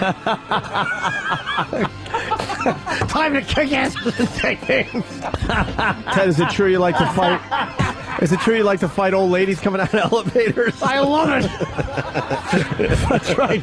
I point at something, and when she looks, I uppercut the bitch. You like removing hats, don't you? I certainly do. I'll watch Hopkins videos and act those things out with much older people. I don't like people my age because they hit hard. Goddamn Ted. Yeah. Yeah. All right. Yeah, you know what?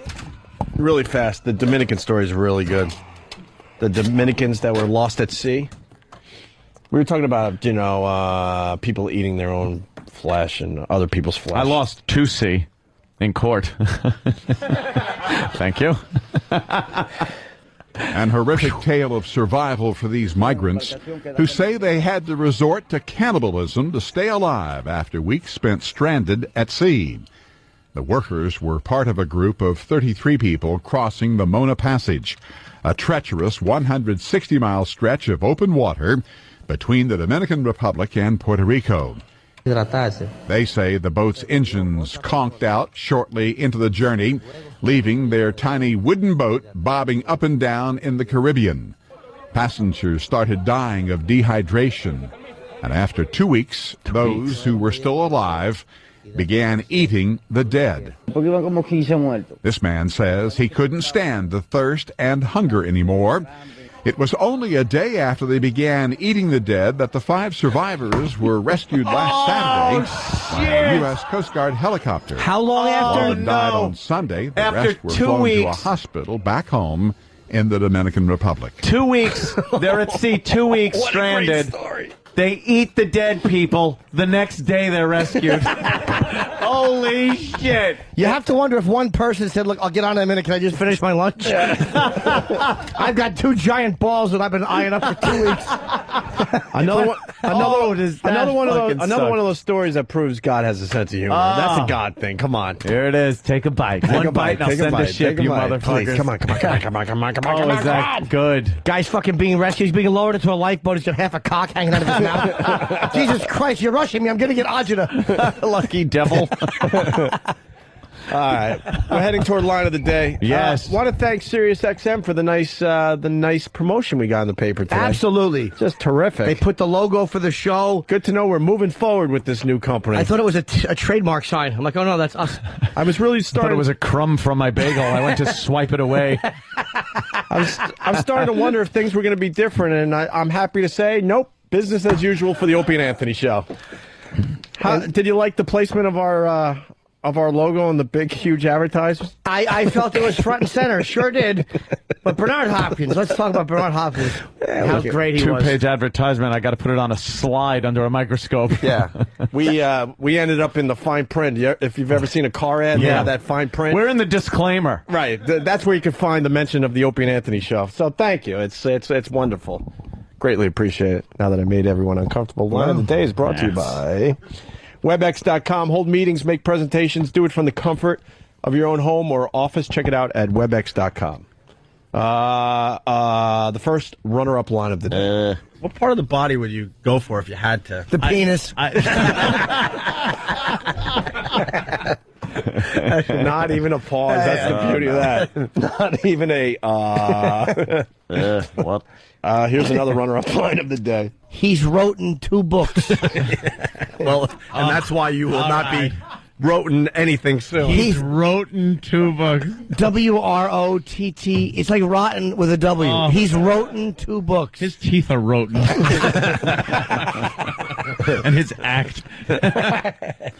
Getting great reviews. Voss is at Helium in Philly this weekend. It's hilarious. A few people went last night, said he was great. Of course he was. Go see Rich Voss if you're in the Philly area. Yeah, I know. The poor NYC cops had to deal with this idiot. Oh, and because underwear guy. Because they tased the last guy, now they got to use climbing equipment to save the guy. Yeah, rappelling down a building. Rappelling. He's in his underpants, hanging out a window. He looks like the black dude that did the Coco Casa. Ha ha ha. He was like the commercial for Coco Casa. He was a choreographer, very famous choreographer. That's what he looks like. I don't know the man's name. What's that? Jeffrey Holder. What homosexual knows that? He was a choreographer. What, didn't he do like a 7-Up commercial too? Yes, he did. Thank you, Jeffrey Holder? All right, thank you. Now that we all know. The Uncola. Yes! I know who you're talking about. I just wanted a car crash. My joke is still not funny, but goddamned if it's not accurate. There you go. Obama to spend. As was that. I'm just itching my eye in shame right now. Obama to spend $150 billion over 10 years to build green economy. What? He's got a 10-year plan for Good green economy. I actually like that. Right, I want solar-powered everything. I don't. I like the sun. And by the way, the Dow's fixed today, so no worries. Went down bad last 2 days. Now we're back up. Up 185. It's all good. Another runner-up line of the day. Well, they make lingerie for the 5-kid broad. Do they? Yeah, it's that thing that hangs down. What is the thing that hangs down? A younger woman? What line did I miss in there by Ant, though? He said, a suit of armor. Oh, yes, Jesus, very good. Armor. And what are we promoting, Jimmy? I Hate Your Guts. Thank you, man. I hate the books in the bookstores. City. I Hate Your Guts. I think there might be Stress Factory tickets for Sunday available. I will be selling the book this weekend and signing it at the Stress Factory. Tomorrow morning, my January 16th, 17th Borgata Atlantic City tickets go on sale. I think 10 a.m. theborgata.com. Last year it sold out very quickly. So if you want to come see me on, I think it's a Martin Luther King weekend, that weekend of his birthday. And before Line of the Day, to all you young fuckers out there that want to be an intern on this fine radio show, where we abuse you, we force you to get us food. What else? Coffee. You don't actually learn the radio business. You just have the privilege of being, like, abused by us. And our inner circle. Yeah, this wonderful inner circle. Internships.xmradio.com. Okay? Right? Yes. Must be familiar with the radio show. Not necessarily, man. No. We get some of the best material from these clowns that have no clue. No fucking clue. Right. Well, they have to be, I guess, to a point, because... Dude, we're desperate. We'll take anybody at this point. There could be some racy humor that they might not agree with. Well, then I'll sign that away. Oh, and no luck with homeless roulette, because people are asking. We will find that guy, hopefully. Here is your line of the day. Here comes line of the day. Line of the day.